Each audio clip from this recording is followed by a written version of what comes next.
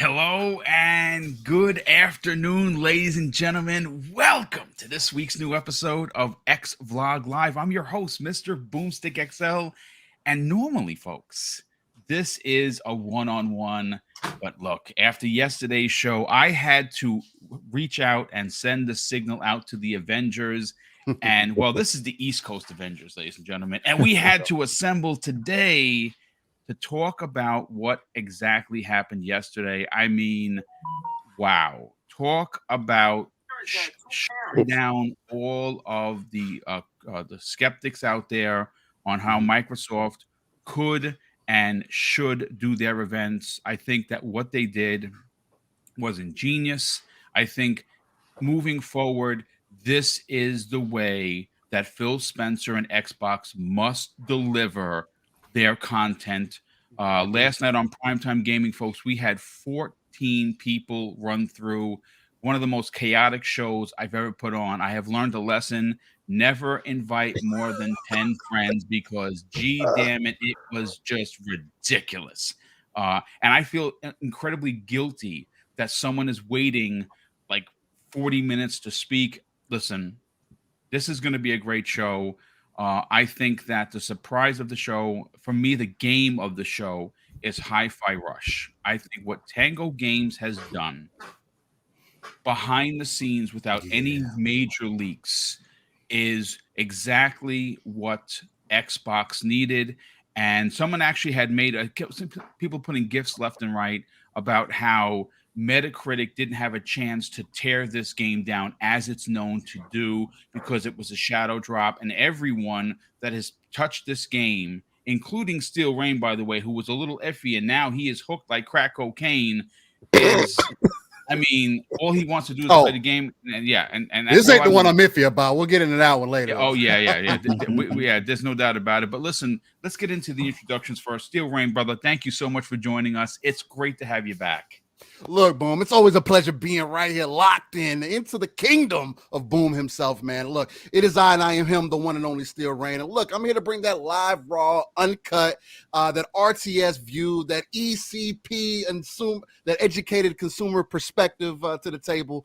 And let's break down this event, man, because there's a lot of hype. Again, I gave the show about a 9 out of 10. It's a little misses for me, but I loved it across the board. So. Yeah, I agree. And Lord King Crocs, who is, by the way, 98% right most of the time, or all of the time. What's going on, King? Welcome back, brother. How you feeling? I'm still on my little Xbox high right now. You know, as an Xbox fan, you cringe at certain things because you think they're gonna Patrick Ewing this thing, man.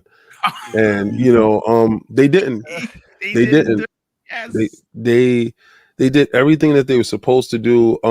So presentation for the direct. This is the best direct I've ever seen them put together, and I believe that Bethesda is in charge of marketing and presentation now, working hand in hand with Aaron Greenberg and the team. Yep. So I give that a 10 for 10.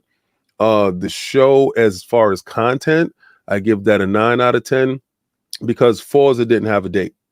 Right, Yeah. so they didn't want to screw it took off a half a point for sure. Right, absolutely. They didn't want to screw the pooch and say if it was out of June because they would have got roasted. So you had so much goodwill building into this.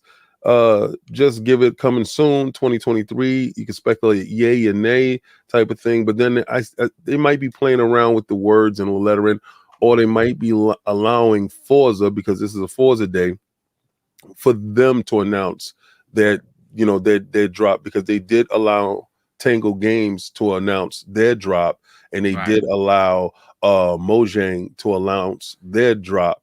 So, and the same thing with ESO. So again, they probably giving the respect to Forza and allowing them to, you know, have that conversation with their fan base. So I do appreciate it, and hopefully it'll turn this into a 10 for 10 all the way around the boards.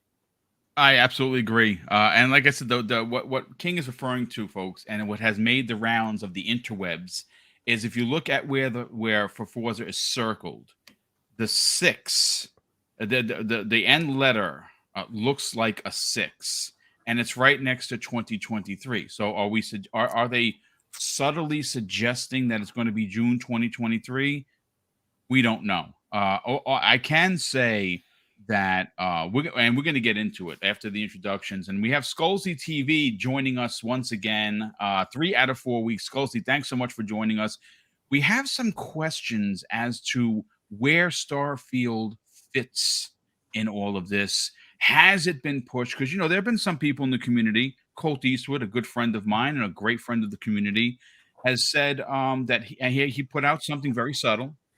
He put out the logo for Starfield, and he somehow merged the lead singer from Earth, Wind, and Fire, where he was singing September, suggesting that it's been delayed till September. No.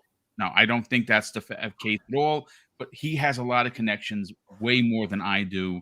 Skolzy, what a show yesterday, though. I mean, talk about a way to wipe off the bad news of the week before. You had the people from Xbox, the Xbox division, on top of Microsoft. 10,000 people lost their jobs. 343 is in destroyed state, as we know. A lot of bad news came out of there. This is what Phil Spencer and Team Xbox needed to do for their fans, and they delivered. How you doing, brother? Welcome back.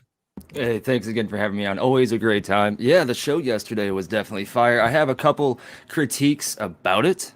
I give it an 8 out of 10 only because, and I know they said Starfield Showcase is coming at some point next, but they got to know people need at least a little bit more of a time frame for some of this stuff. Well, when you have an IP as big as Starfield, Bethesda's first new IP in over 25 years, they're doing so many new things. Their first true next gen RPG, even though it's current gen and has been for a while now. I feel like Bethesda, at least Bethesda Game Studios, I don't think the game's getting delayed, but I do feel like they're scrambling a little bit with trying to get their marketing in place before the launch. Now, that can go in many different directions, but at the end of the day, I love the format yesterday. It was great. I hope Microsoft can continue with these types of things going in the future, because just the way they had it set up was amazing. I mean, we're never going to get everything we want from these types of shows, so we have to take what we're given and appreciate it. But yeah, at the end of the day, I would have liked at least a date or something regarding Starfield, just because, you've delayed the game. You said the release date was in ink last year during the Ryan McCaffrey IGN interview. Apparently it was invisible ink, or it was that spy ink that they got to use black lights to see. How only Bethesda knows. And this might be a weird take, but I kind of have the feeling not even Bethesda knows exactly when their showcase is. Maybe now they do, but if you'd asked me a month ago, I would have been like, they're probably scrambling to try to fit something in. but yeah, yesterday was a great show. Hope they do more of it. Hope they do it more often. And yeah, I agree. I think they have to have 4 of these shows minimum per year, 1 per quarter. I think that 2 should be dedicated to first party, but I do think that someone had made mention last night on Primetime Gaming that they should incorporate third party.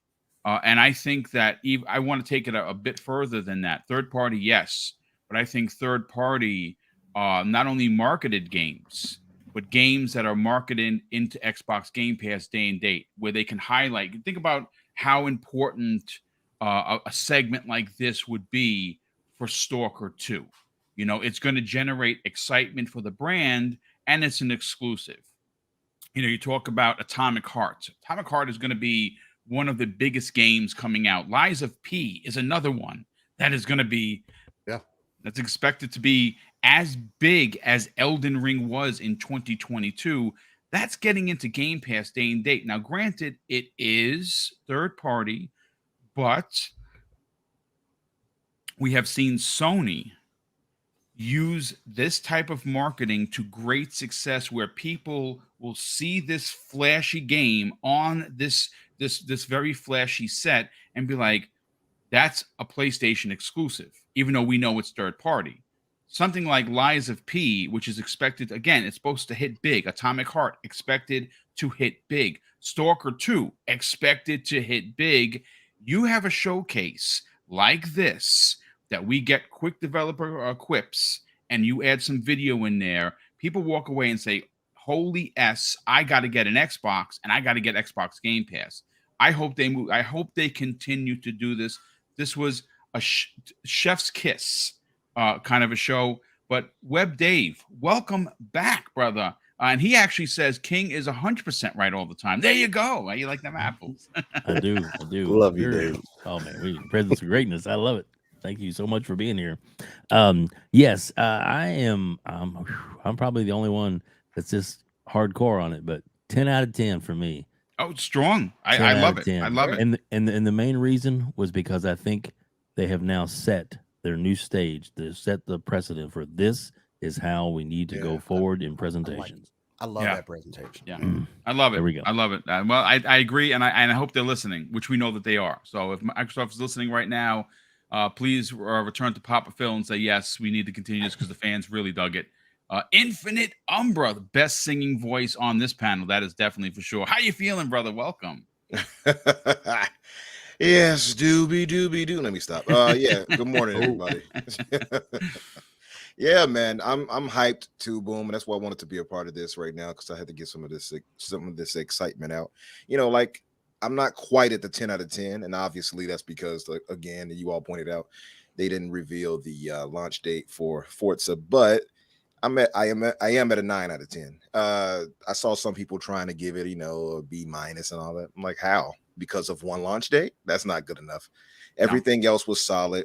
Yeah. Presentation style was perfect. No nonsensical influencers fluffing it up and and I use my Xbox as a coaster and all that. Nothing corny about it. Yeah, nothing no cornball talk. Yeah, just straight to the popcorn point. Yeah, had the developers say what they had to say while the gameplay played and got to the launch dates and such. That's exactly how it should have gone. I guess I'll elaborate more when we get to talk to it, but hyped to talk about it. Yeah, well, glad to have you here, brother. So thank you so much for being here. And the man that must have been on pins and needles the whole time, the racing extraordinaire himself, Fuzzy Belvedere. Thanks so much for joining us, brother. How you feeling? I'm doing great and glad to be here with all you guys, man. It was an awesome show yesterday, and this format that they pulled off, I hope they stick with this. This was exactly what a lot of us have been asking for, as far as kind of like what Umber was saying, straight to the gameplay. No in between as far as like influencers and things like that. Just the devs themselves showing the passion for the game that they've been working on. Yep.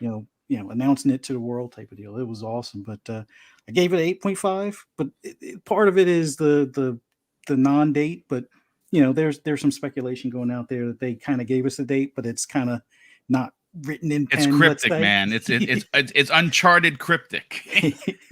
You need that magnifying glass to look at it and say, if I turn it this way, it kind of makes a 6, and if I turn it this way, it says 2023. I don't know. We're gonna get into that. And speaking of Uncharted, again, this is not a story. I saw it this morning. I'm disappointed. I don't know about you guys. I know this is an Xbox show, and I know talking about PlayStation is taboo. I'm a huge Uncharted fan.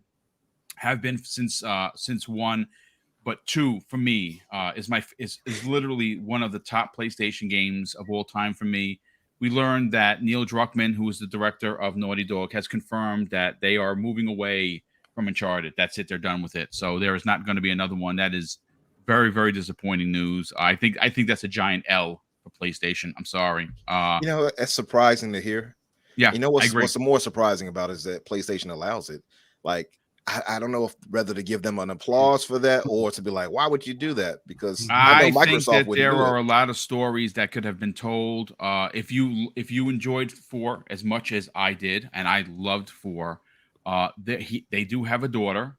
I thought that they could have passed the mantle on to her. But listen, it is what it is at this point. I think Neil, and I love Neil Druckmann. I believe Neil has enough cachet in that building to call his own shot. Yeah. I think he saw where Jim was going with the franchise, as far as he just wanted the big bangers and remasters and remixes and stuff like that. And I think Neil wants to tell new and exciting stories. I think he ran the course with that. And a lot of times, they will give you a budget And if your budget is not up to your standards and you don't feel that you can make the game that you want to make with that budget, you just decline it. You know, Steven Spielberg, you're not going to give us a cap on Steven Spielberg, and we're not going to act like Neil Druckmann isn't our Steven Spielberg, right? Yeah. So, you know, he's up there with Todd Howard and them dudes. So I really respect his thoughts. And if he steps away from it, is either because they lowballed him or he felt that that story went exactly as far as it was going to go. Yeah, I mean, listen, I have a question. Sure. Who's our M. Night Shyamalan? Now, Listen, we don't need one. I'll be all right. Hold on now. Mrs. Boom and I really do dig his films. Not everything his hit, but M. Night is, you know, we no slander for M. Night in this household. Okay. I will say that right now. I'll leave him alone. Peek the head out. That Avatar: The Last She's Airbender looking. movie, She heard M. Night. She's looking. Somebody said Suda 51. I can see that. Peter Molyneux. Oh my God! Listen. Folks, let's get into what everyone's here. Now, what's interesting about this panel is that everyone that is here is now going to be able to speak publicly, if they haven't already, on other shows, drop their bars, as the kids say, on what happened last night. And I got to tell you, folks, the surprise of the show, I've said this last night, and I'll say it again. I implore you, I am begging you as a gamer, please, for the love of Joe, go download Hi-Fi Rush, simply because this is a game that dropped out of nowhere. They considered it. They called it a Pentiment level style, sized game. This is much bigger than that. This game has so much flair and so much personality. I cannot begin to tell you. If you ever had an inkling in your body for the love of Jet Set Radio or Sunset Overdrive, you absolutely owe it to yourself to try this game. The main character has, in the first 5 to 10 minutes, has so much likable personality that I've heard people compare him to like Peter Parker. And that is a fantastic one-to-one. When I tell you, the level of importance to this game goes so far beyond just this country. This is Microsoft's first Japanese-developed game for a region that they are trying to get people to buy into the Xbox brand and Xbox Game Pass. What a freaking triumph for Microsoft, but more importantly, what a triumph for that team that no one really knows about when it comes to Tango Gameworks. As a matter of fact, they even made fun of themselves, saying we only make horror games. But oh no, take a look at this. And I have been incredibly critical of Microsoft. I miss the people rolling up the sleeves with the tattoo that says, Master Chief or Grand Theft Auto, right? Like I miss the, hey guys, thanks so much for coming out. But we got one more thing, and they point to the screen, everything goes black, and boom, the Splinter Cell thing comes on, and it's Xbox exclusive. That, we miss those kind of things. The way that they did it yesterday was slick. Because the thing starts and they're like, temperate expectations. This is what we're giving you. And in the coolest way possible, folks, on a chalkboard, they write 4 and they write 5. And you're like, oh, we were only getting 4. Now we're getting an extra bonus here. Is this what I've been asking for? And they don't do it at the end. They drop it at number 2. And they give it enough time to breathe.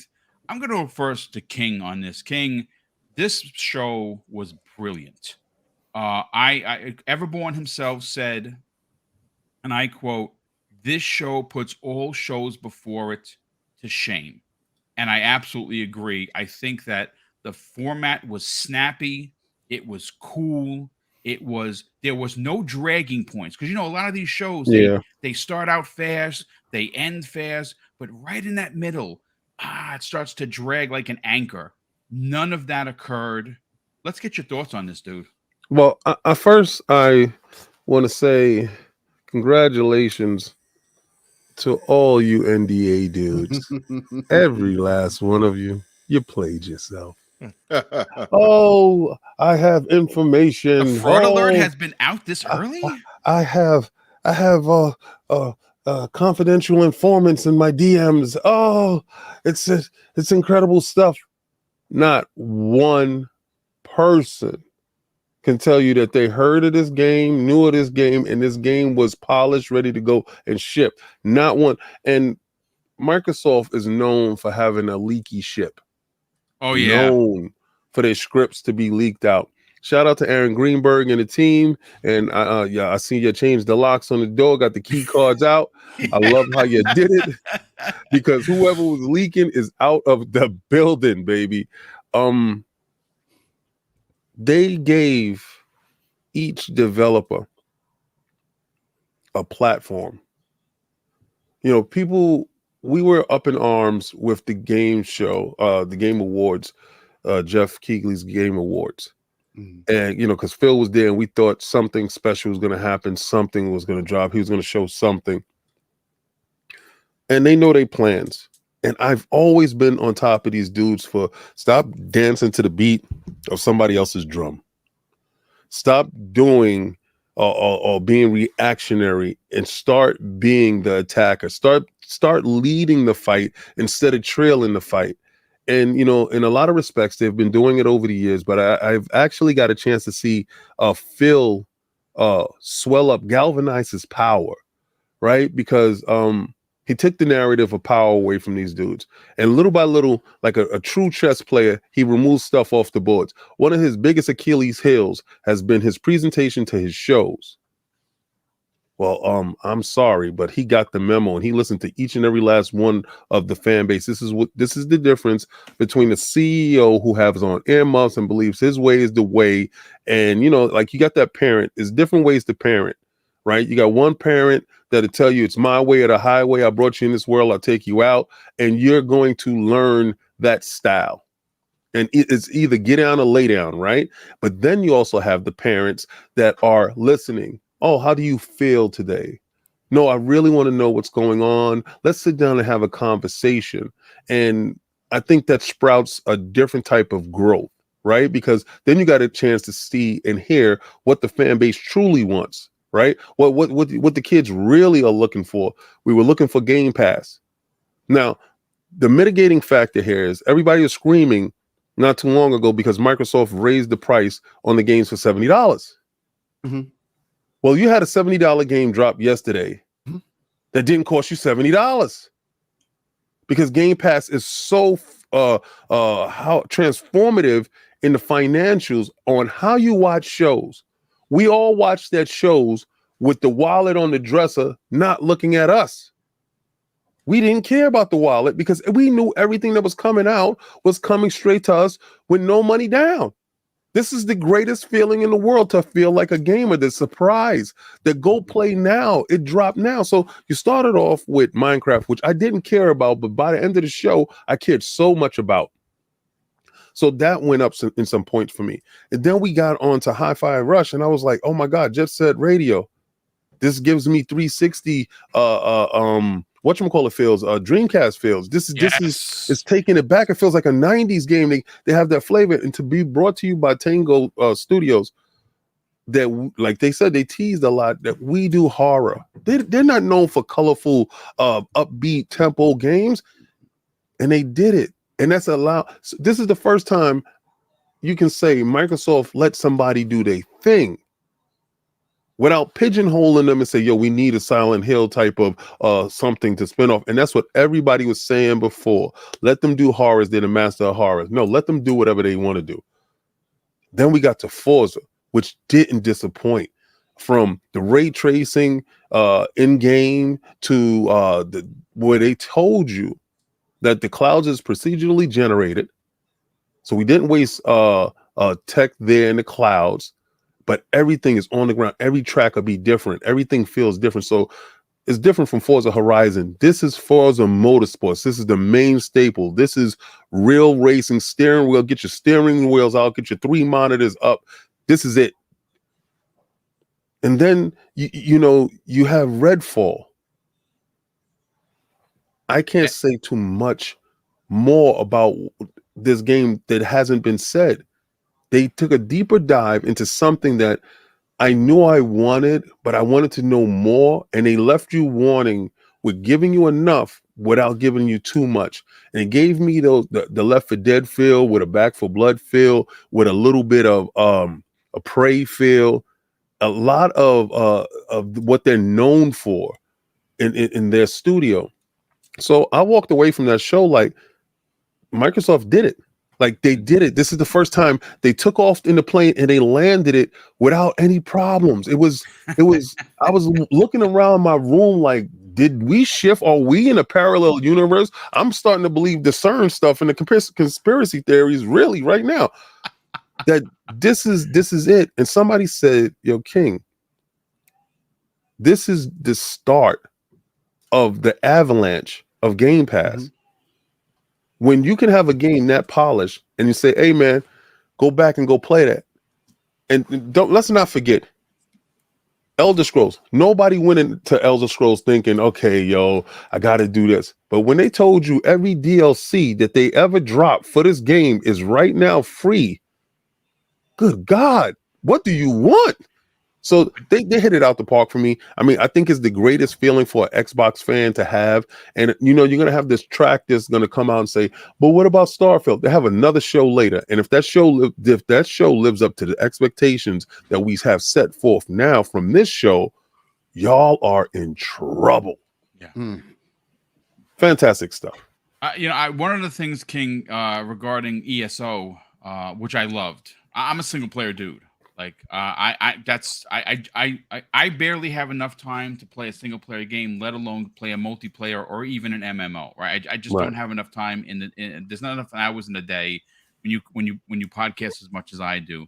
But I love the fact how they specifically kept focusing on, if you want to play this game single player, you can go out there and go crazy. You won't be able to do some of the big dungeons that you need a whole posse for, but you want to play the game, then thousands and thousands of missions you can go and find. And if you like Oblivion, if you like Elder Scrolls, if you like this, you're gonna. I thought that was brilliant. Yeah, bringing the single player aspect into the conversation of a game that is traditionally looked upon by many in the community as being a multiplayer MMO type of game. For me, a person like myself, you know what I did the minute I finished watching? I downloaded it, bro. Like I was like, I'm getting in on this. I'm getting in on this. This is crazy. Let me catch up on the super chats, gentlemen, before we move on, because there's been, man, a lot of them. First of all, this first one of the day comes from a very good friend of the program, Sith Lord, who's been a channel member for 6 months, and he says, after dropping a $2 super chat, hi all, the show was awesome. They need to keep it. Indeed, they do.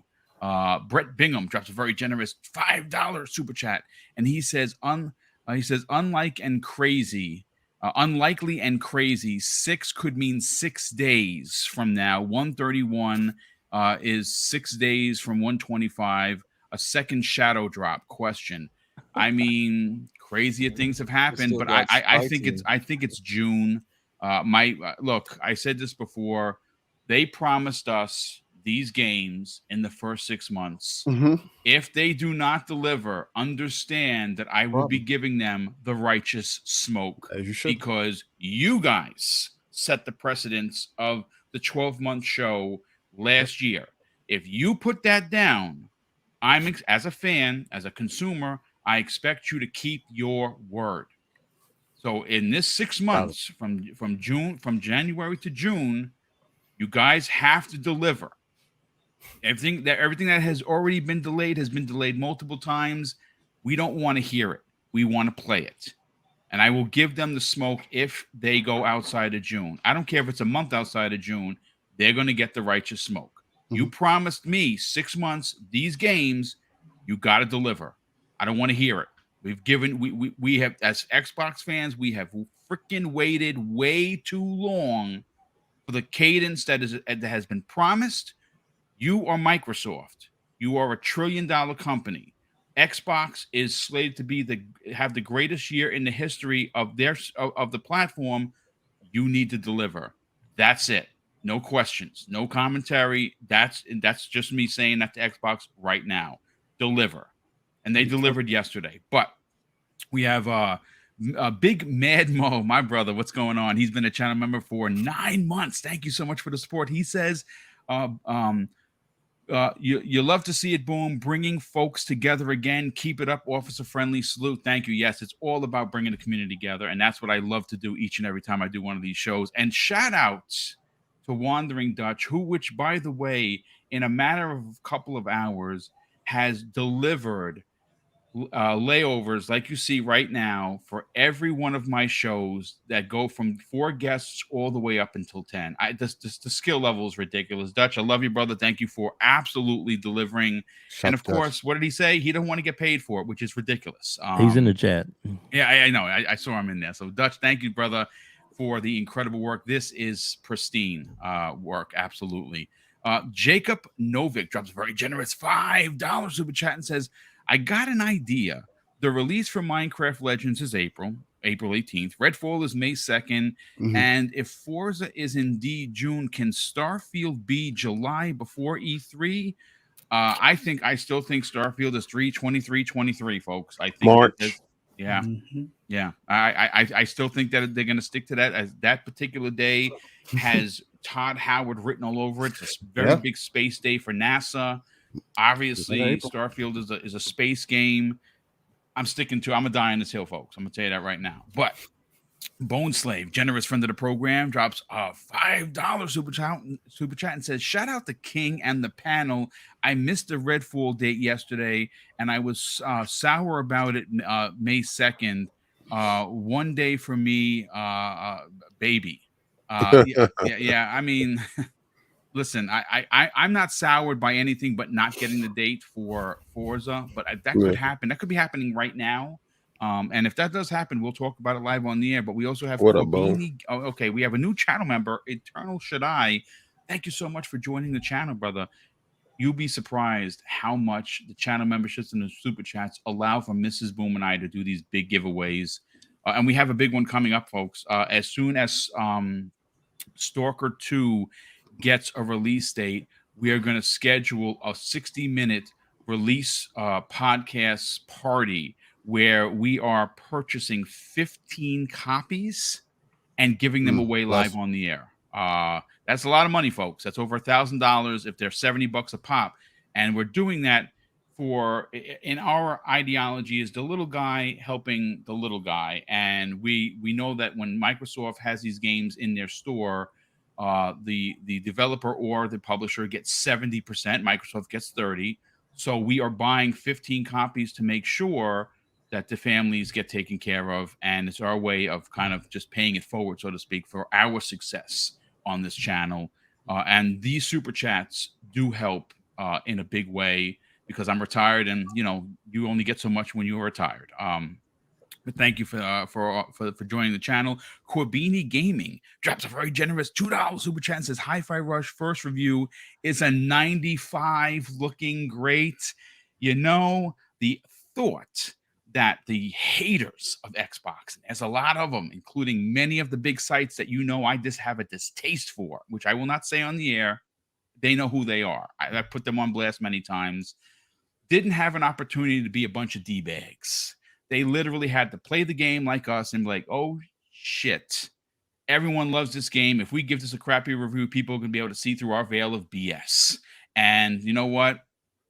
I hope this game gets a high 90 meta like it deserves. I'm telling you, play that freaking game. It is the writing. I'm only an hour and change into it. I know there's people been playing all night. I just haven't had the time because I'm setting up for this week's show. I've even started working on next week's show. It's crazy, but play the game. Play the game. Drawn TJ, who was a guest last night with us on Primetime Gaming, drops not one but two $5 super chats. The first one, he says, it's BS, no real gameplay of Forza Motorsport. I'm disgusted. Should we be concerned? It was supposed to have the release last year. I thought what they showed was more than enough for me. But we'll get into Fuzzy's opinion on that. And Jordan TJ drops an additional $5 super chat and says the Forza Monthly only showed 10 minutes of Forza Motorsport. I mean, that's fine. They just need to show you a pinch. Now, listen, We do have some other super chats, but I'll get back to those momentarily. I do want to get to the panel members. We got to talk over here. Steel Rain. Yes, Let's sir. go to you, brother. I want to hear your opinions on how this was set up, how they delivered it, and your score for the show. All right. Well, I'll kind of go in reverse order overall, because I want to set expectation with the people. For me, because I treat a lot of shows like my brother from another Pong Soul does in its own vacuum, right? I can only compare it. I could compare it to other shows and everything, but I want to see what you're going to give me and why I need to be interested. And to me, like I mentioned earlier, it's about 8.5, 9 out of 10 for me. And it's for these reasons. I'm typically with them started off with Minecraft and everything. Well, I'll back it up a little bit more and say that the way that they introduced the show, like you mentioned, Boom, with the chalkboard and everything, it was really artistic, and it feels like there was effort that was put into it, which is really great for me. The other thing too, with it being more dev led, you could definitely feel more of the passion behind the games that they were talking about versus just like floating heads that we always mention, or people just reading lines off a script. Now, obviously, they were still reading a script or whatever, but it did feel a little bit better coming from them directly than anybody else. But we'll start off with Minecraft. I've always been someone who's kind of been dabbled in and out of Minecraft. It's never been something that pulls me in for too long, but when it does, it turns into 6-hour sessions. I'm the guy that goes on to Google and I'll find this image and I'm like, all right, I'm gonna make Sonic today, and I'll create a Sonic. I'll go in my brother's world. I'll make him a big old Sonic character in his world or whatever. That was me. I never went any further than that. Minecraft just never didn't pull my attention that way. But Minecraft Legends was also something that was interesting to me going into this show, because it reminded me a lot of a game like Rift Breaker, which was also in Game Pass. It was in PC Game Pass. I don't recall if it ended up coming to console.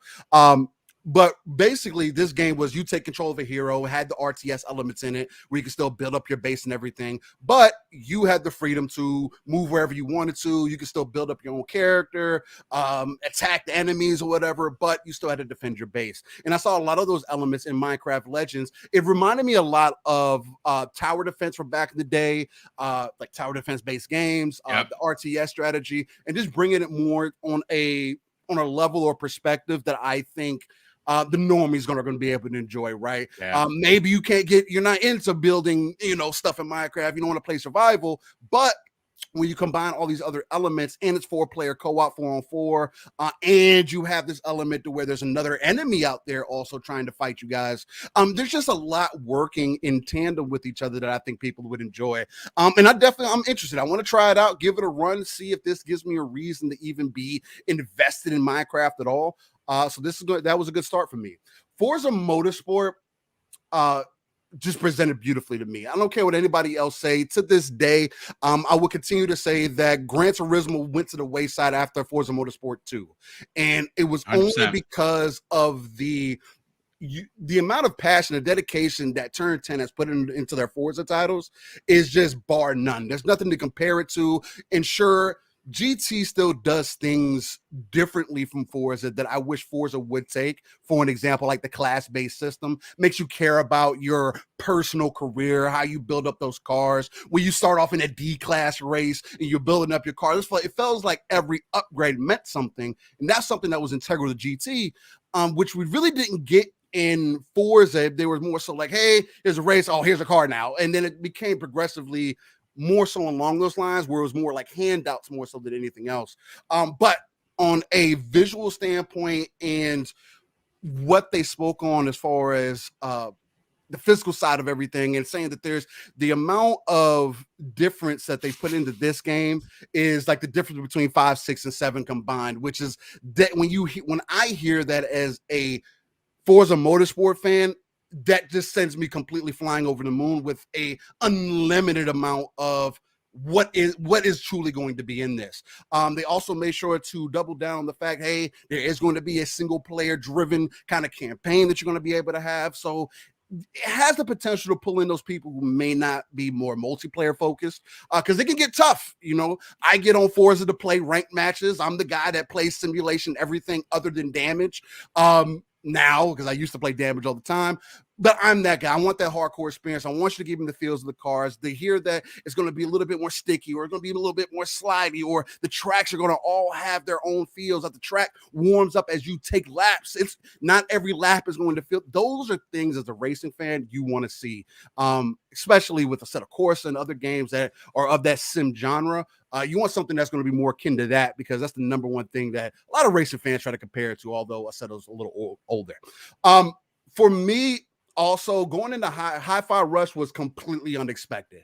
I had no anticipation for what this was going to be. I know of Tango's previous works, but I'll be honest and say I've never been like, they've never pulled me in. I've never been like, oh, let me go try Evil Within. Oh, let me go try this again. I've never done that. But with Hi-Fi Rush, because of the way that they announced it and said, hey, you're going to be able to play it tonight in a few hours. That just threw me over the moon, especially with the art style, seeing how everything transitioned, the animated characters. I am one for that animated style, and I'm a combat fan. So when you mix those things together, and the rhythm thing was a little off-putting at first. I was like, all right, I'm a guy with some rhythm, so it's like, that's not too big of a deal. And then you actually jump into the experience later on, you're like, wow, I was not expecting for the game to be as polished or as well put together, especially in an era where we're getting half-baked games a lot of the time. And for it to be as well put together as it is, it was just, I was over the moon about that. So that's something I'm currently invested in. And man, Tango's now on my radar as far as a dev that I need to be like, okay, what is their next game? Okay, this is what I can expect out of the type of effort that they put into their games. And that's always a beautiful thing to see, especially being more Japan-based. Elder Scrolls Online, I jumped into Elder Scrolls. ESO is the only Bethesda ZeniMax title that has ever pulled me in. It's probably because more of the multiplayer side of things, but I also played 100 hours of it solo. So in that experience, just as an MMO, because I do tend to favor MMOs also, was just different in total. That was the game that made me understand why people love Skyrim, why people love Oblivion, why people love those style of games, and why people get excited for Starfield, right? If there's any premise there of somebody giving you a game and you telling your own story, Elder Scrolls Online is a perfect example of that, right? And then they released most of the content for it. I know it's for a limited time, but the fact that they just went out there and said, hey, here's all this DLC, jump in, try it out, see how you feel about it. That I think speaks leaps and bounds from me and the confidence level that they're at. Because whether you guys know it or not, Elder Scrolls Online is still one of the more popular MMOs that are out there and has been extremely consistent.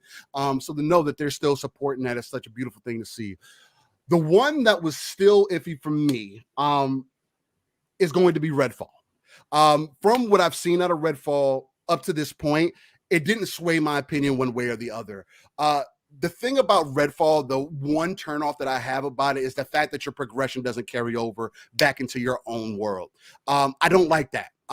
For me personally, it's like an example, Dying Light 2, Dying Light does the same thing. I've spent 60 hours with Pong. We played it co-op. I got 60 hours in his world. So now it's like, and I'm not the guy to go back and play stories multiple times. I just don't do that. Right. Got other games I want to play. I got other things I want to jump into. Might have a buddy hit me up. Hey, let's play some COD or let's play this. So I try to get my full experience while I'm there, so I don't have to do that. So that was the one thing I wanted to see if they gave some clarification on. They didn't really. The other thing too, for me, nothing against the visuals of the game or the presentation. I know some people were saying, "Oh, it felt slow." I mean, guys, they did it on purpose so they can give you the element of the game. They want to give you that little bit of fear factor. They want you to know that these enemies aren't here to be played with. That there is a serious element to it, and just so you can see what the world looked like. I mean, if they played it like they were just rushing through it, you wouldn't be able to. You'd have to do a lot of stopping, go back through. Make sure you saw everything. I like the way they presented it. The only thing that bothered me is that the game felt flat. I don't know if between the gunplay and the abilities, there wasn't a punch there for me. akin to like something like a Tiny Tina, for an example, or Borderlands, and I'll be fair and also say I played Dishonored 1, and that's where it kind of ends for me for Arcane. They've never been the one that I'm like, all right, let me jump into the game and really try it out. I've been away from those. So from this one, I know a lot of people were saying, hey, well, still, this is kind of how they've traditionally kind of made their games. And I get that, but you can't say that, oh, Ed came in, they gave you a hand. And when you look at Doom, I understand it's in a different engine. Doom feels punchy. Everything that you do in that game feels like it has a purpose. In Redfall, it just, something was lacking. I don't know if it was the motion of it. Maybe it was because they were taking their time and moving slow, but they just didn't seem like, I like to call it had a little bit of that Anthem syndrome where they were using different guns, but they shot the same. It didn't feel really too different from one another. But again, this game is going to be in Game Pass, so a lot of the worries that I'll have, I'll be able to establish day one whether I'm going to be into it or not, right? But it did give me a little bit of more of the understanding of the world, and that's the other main side. That's like the other half of the battle that I was mainly looking for. I'm vampires. You sold me on that. The one other thing, and this kind of happened later on, is that they threw out some of the pre-order or whatever content. I'm not necessarily a fan of that either, because it kind of showed me the lack of creativity for this world that you're doing. One of the characters, she had like just a skull mask on. The other character looked like a construction worker. And I'm like, dog, we're in a vampire world. You could have went to Blade. You could have went to Buffy. You could have went. There's so many other vampire-based worlds you could have pulled from to really incorporate all of that into this one, to really pull out that creativity. So many artistic designs that you could have pulled out. I just feel like it's a missed mark, and it kind of makes me look at the game a little sideways, like, because there is going to be a live service element to Redfall also. But overall, again, the show was a 9 out of 10 for me. I thoroughly enjoyed it. The pacing was excellent. The way they presented it, and again, there's nothing better than hearing the actual devs talk about their game, because I'm one to pay attention to to faces and movement and how people are kind of acting, and everyone that was displayed every time they talked about it, you can tell they were upbeat, they're excited, they want to show us more, but they were limited down with what they could. So I enjoyed it overall. I absolutely agree. Let's get Web Dave in on, and just to show people how important a game like Hi-Fi Rush is. I got the Steam numbers in front of me. Now, obviously, Steam's PC, right? Now, this shadow dropped yesterday. Folks, it is number 5. Number 5 on Steam for sales. But you know where something like Forspoken is? 31st. That game had tremendous marketing. 31st for Forspoken. Number 5 for I knew King was gonna explode on the scene. Hi-Fi Rush, new 5 on Steam. It hasn't even been out 24 hours yet, folks. Big deal. That's a huge deal. Dave, let's get your opinion on the show, brother. I mean, this was Xbox's moment. A lot of people were nervous. Could they deliver? Could Phil deliver on the promise of an incredible 2023? It's a hell of a start, dude. Talk about it. Yeah, I think so. I think he he's been kind of quiet about things, just letting everybody else do their job, as it were. And I think it was great. Like I said, for me, 10 out of 10, because the expectations were kind of down. They were tempered, as it were. And then when what they actually brought to the table, the fluid, the flow, the fun, without talking about, stuff that we don't need to know. Somebody sitting on the couch, like Paris does a great job when he does his thing. And I'm sure they'll bring him back for certain elements of E3 and things like that. But this format worked great. Straight to the point, right in and out. And like you said at the beginning, not putting the bonus game that we got, the shadow drop at the end, but putting it kind of, right toward the beginning, pretty much, was genius, I thought. Because the whole time I'm like, oh man, we got a game you can start downloading soon. That's great. And then that was exciting as you were watching the rest of the show. I did put in the Twitter feed for you, Boom. There were 2 comments that were made earlier. They weren't super chats, but I thought they were really good comments, and I put them in our Twitter comments if you wanted to take a look at them. It's up to you if you want to read them or not, but I thought they were really pretty damn smart. And then ESO, for one thing, a lot of that, even though it's been out a while, it's refocusing, and they are actually going to do a big, huge game mechanic change at the end of the year. That's what they're building toward. But you don't have to download it right now on the Xbox. You can cloud play it, and it plays great, and it'll save you a lot of room on your hard disk. If you just want to try it out without having any worries, or I mean, literally, it'll jump right in. You'll play, and you can play with friends, or you can play by yourself. It's great. Or you can just meet people in a certain area. There's parts with the dragon where there are just people that are there, and they're fighting the dragon, and you just kind of jump in on the fight without playing with them, team up, and then when you're done, you move to the next dragon or whatever you're going to fight. The game is so much fun, so many elements, so many things you can do with it, and and I liked how they said just enough, and then hey, we got another show afterwards, and they went to the next thing. They didn't dwell on it. They didn't bore you to tears with it, but it definitely is a game that deserves some respect. So I think anyway. But of these other ones, oh my God, Redfall, oh man, sign me up. I'm ready to go. I mean, there's a few more things that we want to know more.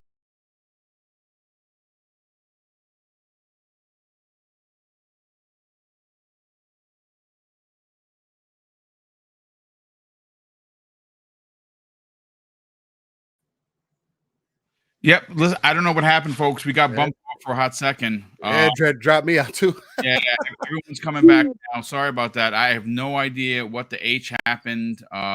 We'll get everyone back here momentarily. I don't know why it's not a terrible day, but we will get everyone back here. It was a conspiracy. You They said Jim Ryan found us. Yeah, Jim Ryan found us. I love it. Yeah, shout out to who said that? Darren Haywood. A hooved hijack. We'll get everyone back here momentarily. Let me just switch it for the 5 people that we have here, so it looks decent. Okay, yeah, we're gonna get King and everyone back here. Up there's Fuzzy. We got kicked off the air. That was weird. Boom, really, if you want me to shut up, all you got to do is just say, Dave, let's go to somebody else. No, we're still live. That was folks. crazy. The chat. I chat's did back. wrong. Yeah, yeah, we'll blame Fuzzy. It was Fuzzy. Yeah, here we go. Okay, we're back, folks. I have no idea what happened. I apologize. That was 30 seconds of madness, and nothing hurts the heart of a creator than to see their hard work go to the shit, so to speak. So everyone's back. Welcome back, everybody. And by the way, we are at 640 live viewers. Hey, that is a record, folks, for XVlog Live. Thank you so much for being here. Dave, please continue your commentary. Let's go. One comment. Yes. I thought I was only going to be on for an hour. I gave my wife a hard 1 o'clock stop. Listen, dude, go take care of King. Listen, thank you so much for being here, brother. Love you very much. I love what you guys are doing. You guys killed it yesterday, and obviously you guys are going to have a lot to say on Sunday's ILP. Thank you so much for being here, brother. Thank you, brother. I'm going to sit back and watch you guys. All right. Appreciate it, bro. Later, kid. All right, dude. We'll talk. Peace. Later, King. All right, so King David, thanks so much for being here. A big shout out again. 640 plus people here. Please, if you are finding the channel for the first time, we are a few hundred subs away from 12K. I don't know if we hit it before January 31st, but we'd love to give it the old college effort. Consider subscribing, and of course, hit the like button as you're sitting here and enjoying the commentary. Dave, please continue. But I'm not really sure where I left off at when we died or whatever. So I'm good. It was a great show, and what would your grade be? What would your grade be? A 10 out of 10. Okay, strong. 10 out of 10 for me. I mean, listen. It's exactly what you wanted. It's exactly what I wanted. It's exactly what Xbox fans needed. I mean, after the week that they had prior, I said this before. 343 is in shambles, and it breaks my heart that Master Chief is being treated like a vagabond, and that is the fault of management. Sorry, I don't want to go on a tangent, but they need to do better. Master Chief is as important as Kratos or Mario or Samus or Nathan Drake. He's not a second. He's not a chump. And unfortunately, even though I gave Infinite a 10 out of 10 for what it is, they need to be better. I'm sorry. I'm not going to give them the pass on that. I want content for multiplayer, and I'm disgusted that we're not getting any single player stuff. Sorry. I just, there's no excuse. There's just no excuse for that I kind of agree with you, shenanigans. Boom. I agree with you. Sorry. Infinite Number is a 10 out of 10. Yeah. Whoa! Oh, how you like that, Mac? 10 out of 10 for Infinite. I love Sing Hey, it, it. I baby. mean, Sing it. Well, listen, Web Dave Hey, got it hey, right. I'm not even I'm going gonna have to. I'm You not guys gonna talk about that expound on after the show, okay? I love it.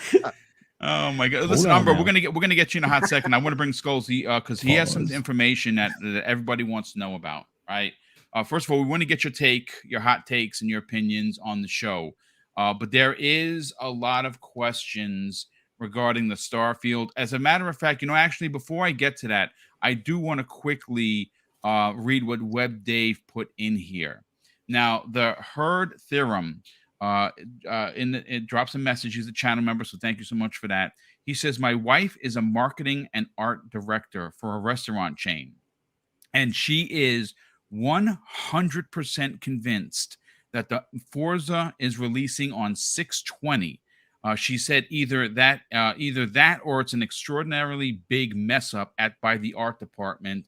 And what do you call it? AVIFTW, good friend of the program, says Starfield dropping on ID4, which of course is Independence Day, July 4th. That would be pretty amazing. dope if you consider the films that dropped on those particular dates. I love it. I absolutely love it. But give us your hot take, Skulls, on the on the show, and then we kind of want to talk about Starfield for a hot second. Yeah, so the show yesterday, great format. I think they need to stick with that format. They need to give us more stuff like that throughout the year. Community loved it. Obviously, there's some people that watch these shows just to trash talk them, usually on the opposite side of the fence. It always happens. But at the end of the day, the show is great. Microsoft is showing us that they know what to do with these new marketing things. I hope it's the beginning of a new Microsoft for 2023. I've been saying for a while we're in like the very early stages of another golden age of gaming, and it seems like Microsoft and Bethesda are right there at the spearhead, pushing that forward. So in regards to what we saw yesterday, I have a few pretty big opinions, I guess. First thing is, obviously, I would like a release date for Forza. That's the big talking point, right? Everyone would have liked a release date, but this is going to kind of carry into my next point. Marketing is a little different now than it used to be. People can get away with marketing the game completely different than they would have 3 years ago or even last year. And Hi-Fi Rush is a perfect example of that, because I kind of think we're going to start seeing some more shadow drops because it works. Not only does it negate any potential pre-launch negativity, which is a huge thing that we can see with Hi-Fi Rush right now, but at the same time, it shows us that you don't need to do a Cyberpunk 2077 level marketing campaign for success. You can literally just drop the game out there and let people try it for themselves. And Game Pass is a great avenue for that to happen. If it wasn't for Game Pass, I don't think these shadow drops would have even had a half as successful as they would have been. I say that with, well, meanwhile, Steam has Hi-Fi as like the 5th, which is just insane. I love that, especially for Tango. I love Tango Gameworks. And I think another reason they might have shadow dropped this is because Tango is one of those studios that are getting yelled at for not doing the sequel to Evil Within. Everyone wants Evil Within 3. Every time they do anything other than Evil Within 3, they get flack for it. They got flack for it for Ghostwire. So they probably wanted to avoid a bit of that. But man, the shadow drop success is insane. And I remember finding the Hi-Fi Rush trademark, I think 2 years ago, back when I found the Redfall trademark, and everyone back then thought Redfall was Test 6. Obviously, it's not. It's something completely different. But there's another one out there. There's a trademark for Spy Team, another Bethesda game that we know nothing about that could theoretically get shadow dropped at any time now. There's a bunch of theories about what Spy Team might be, but the Spy Team trademark was pretty much filed around the same time as Hi-Fi Rush and Deathloop. So we're kind of speculating on what these games could be for the same amount of time. So anytime now we could get Spy Team shadow drop to us. But beyond that, in regards to what else they showed during the show, Redfall, it looks interesting. I actually like the color palette. It kind of pops a little bit, but I agree with Steel Rain a bit. It isn't doing anything that pops, right, in terms of the gameplay, in terms of even the setting. It's very interesting. I love vampires. I love vampire hunting. You know, I'm all into that stuff all day, every day. But it doesn't seem like it's doing anything groundbreaking. Now, it doesn't have to, right? You can just get a game with all the main stuff that you'd want, all the solid gameplay mechanics, make it polished, make it good, and you can still be successful on that. But I agree. While I will play Redfall, and I'm grateful for Game Pass to be like my free Blockbuster, my free Blockbuster rental card, so I can just try it out. I am excited for it. A little bit of annoyed that it wasn't TED 6 because I was the one petitioning that Redfall would be TED 6 for the longest time, but that's neither here or there. One thing to carry over into well, I guess I'll talk about Minecraft real quick since I was at the show. I like Minecraft. I'm kind of playing with my kids and my wife every now and then. It's a game I can enjoy playing in short bursts, but I have to take breaks from it because it's just, you know, it's like it's a complete sandbox. You have goals in there that you can do, but when there isn't something kind of pushing you towards those goals, sometimes I get a little bored with it. Now, Minecraft Legends seems interesting because I love RTS games. I played the original Command & Conquer. I got Command & Conquer right there on the wall behind me somewhere. Oh, nice, dude. Where is it? Where'd it go? Did it fall? Okay, maybe it's not on the wall. Did it fall? Oh, no, there it is. It's right there. You can see the box art up there.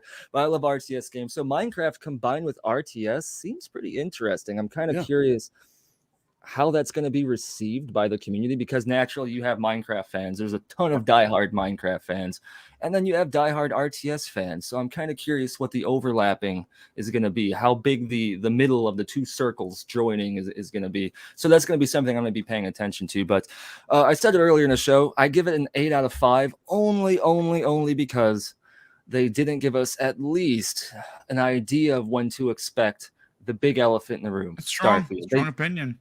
Yeah. I mean, the show was great, but Microsoft knows Starfield is the thing to talk about. Everyone is talking about Starfield. PlayStation people, Sony, or Microsoft, everybody's talking about Starfield because it's Bethesda's first new IP in over 25 years. They're doing great things. They created an entire new game engine for this game, which is coming from Bethesda Game Studios. That's huge. They've never really done that before. They've been running on the creation engine forever. So Starfield has a lot of eyes on it. They did tell us that there will be a separate showcase coming soon and that the release date will be at that showcase. But we are almost in February right now. The game is supposed to release in the first 6 months of 2023, and June is E3 season, right? So I don't think that they're talking about having a showcase closer to summer than earlier. And we're running out of time right now. If they're going to start marketing this game, and I feel like this is one of my main talking points every time I mention Starfield, it seems like they're running out of time, right? For such a big game, a game that we don't know too much about, they're only giving us little bits and pieces, little dev Q&As that talk about quests, talk about whatever, which is good. But for a game like Starfield, and for a game as big as Starfield that's coming very soon, I would have expected more marketing. But now we have Hi-Fi Rush, which got no marketing at all. Obviously, it's on a different tier than Starfield. But the thing is, if Hi-Fi Rush can get away with it, I almost think Starfield can too, because they did indeed do some marketing for Starfield already. It's not up to par with what I would have expected, but really at the end of the day, people are expecting Starfield. People are keeping their eyes on Starfield, and realistically, they could drop the showcase within the month, which is what I've heard. I heard it's going to be within the month of the Xbox show yesterday. So within 30 days, we should be getting a Starfield showcase. And really, I feel like they can drop that showcase and only that showcase with the release date and have the game come out next month in March. And I think it would work. So 1000%.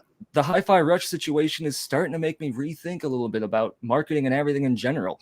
It's a very interesting anomaly. And I think it's actually going to be a new trend we're going to see in gaming. We're going to see more shadow drops, and we're probably going to see less marketing, which Bethesda Game Studios has to love, because Todd Howard has said specifically he doesn't really like to market games until usually right before they come out.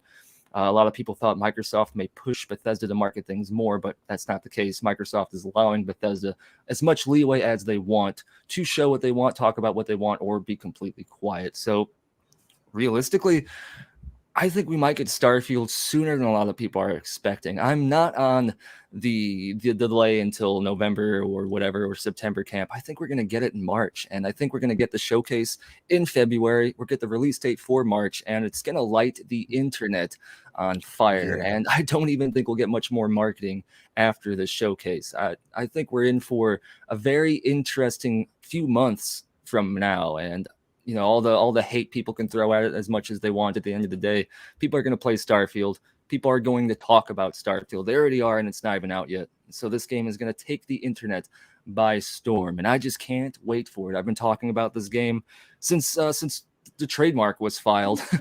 My speaker wants me to charge it. It's also excited for the game. Let me plug in my charger. But yeah, the showcase was great. The whole Forza thing, right? The whole 6/20/23 people are thinking they're hinting towards June 20th of 2023 because that G looks like a 6. There's really no reason why you would make a G look like a 6 unless you were trying to hint for I something. agree. And one thought I have about that is maybe that's their target date. They might not have felt as comfortable announcing it directly as the release date, but they are at least giving people little bits and pieces of information in which they can expect the game to come out around. Usually when it comes to that kind of stuff, I take a step back from it, and I think people are doing the old meme with all the strings on the board and the guys like, you know what I mean, freaking out. But no, I think there's something to this. I think there's something to the G. So yeah, but yeah, at the end of the day, we're still waiting on Starfield. We're still waiting on a Forza release date, and Microsoft does need to at least give us something within the next month regarding Starfield, because it's, regardless of how many people are focused on this game, it does have a lot of connotations with it regarding potential negativity for Bethesda, because it's been delayed once already.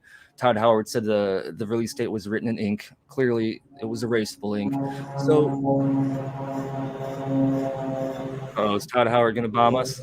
Yeah, that's what it sounds like. Oh, look at the alarms are going off. He's Todd like, Howard. you said enough. This is the end. Yeah, I'm about to get carpet bombed by Bethesda. But no, those are my takes.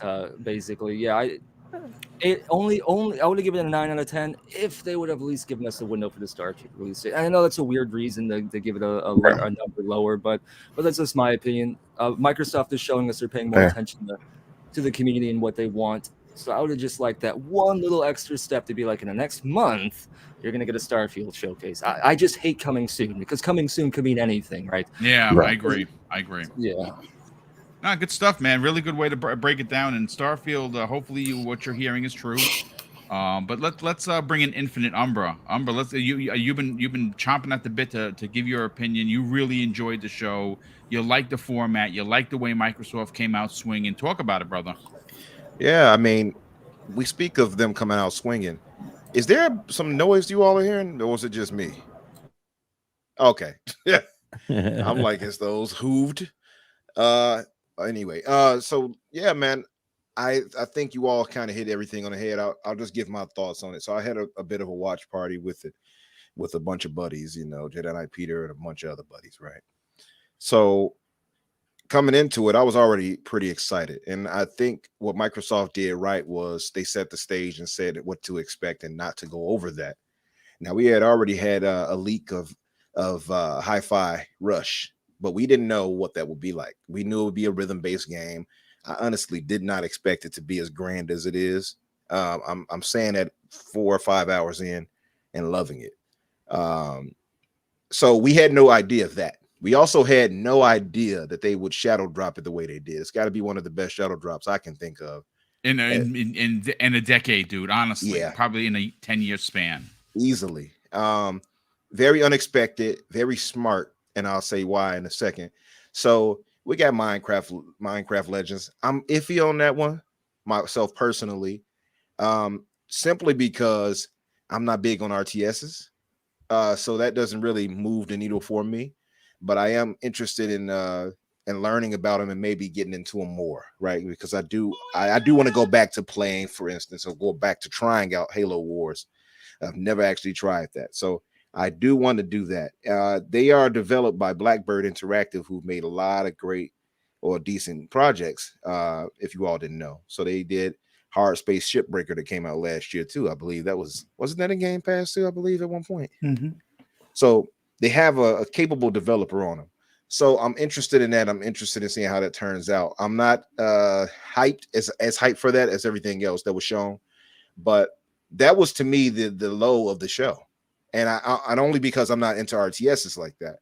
What they did so wisely, and I don't know if this was a matter of Microsoft versus Bethesda, but so they the way they handled it so smoothly on transitioning from whatever game to the next, no fluff, no influencer babble, no waste of, oh, look at the Game Pass ad. None of that was none of that there.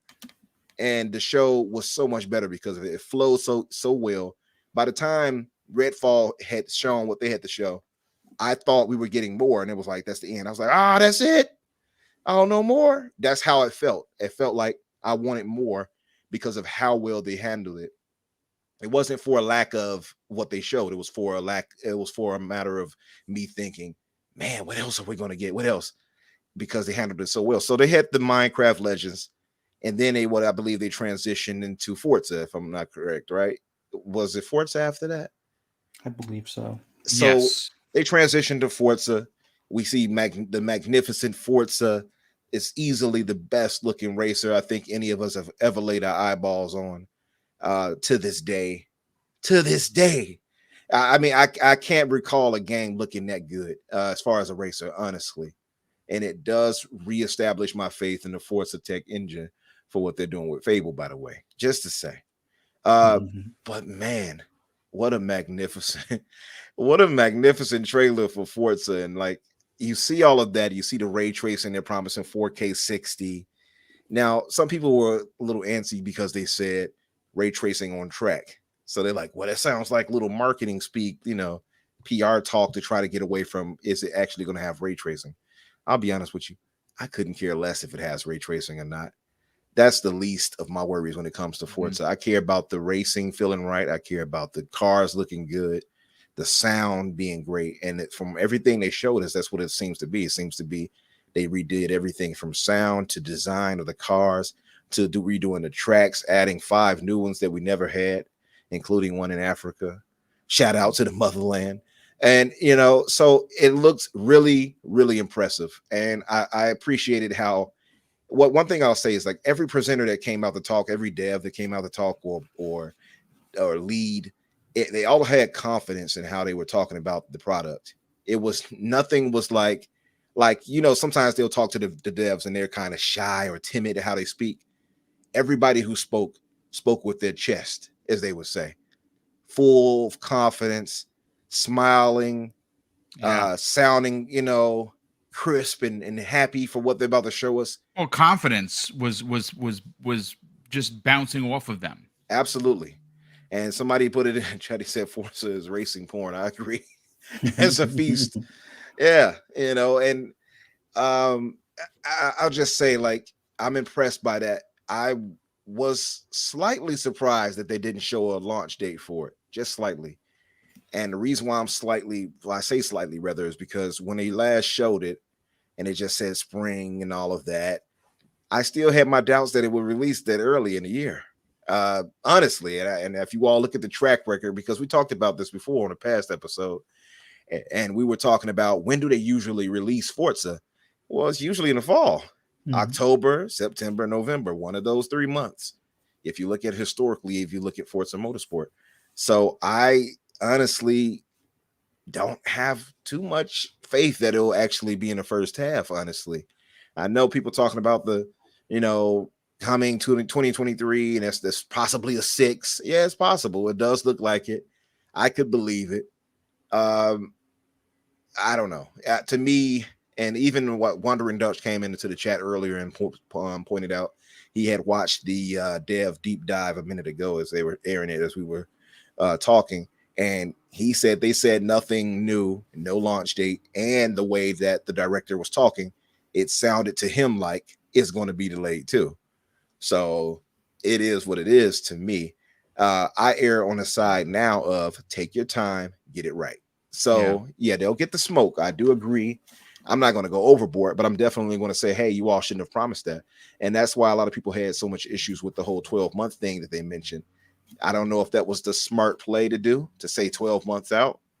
And I think that because they said that because they were in a situation where they had to kind of, soften the blow of us not getting much in 2022 AAA wise. Maybe they shouldn't have done that because now it kind of put them in a box. So just to say, not too surprised by the Forza thing. It didn't hinder the show for me. I will take a point away from it though, because I felt like this was the show to announce the launch dates for everything too, just because of that. But it doesn't hinder my excitement. It doesn't take anything away from Forza for me. I was not in a rush to play another Forza right now, being honest. I'm typically playing those in the fall, just like when it releases anyway. And we got so much stuff to play. It probably would have been left to the side anyway. I'm just going to be honest with you.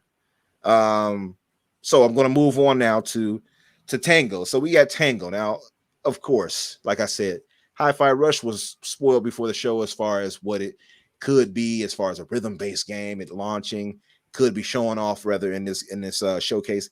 But nobody had an idea quite how it looked, quite how it sounded, or that it would be a shadow drop. And that was the most impressive thing. So I do kind of err, or at least side with you, Boom, on that it stole the show and that it was probably the game of the show, just because of the reasons that it was so unprecedented. And it felt like, to me, a return to form for Shinji. You know what's interesting? He didn't even make that. The director for that was John Johannes, the guy that was translating for him next to him.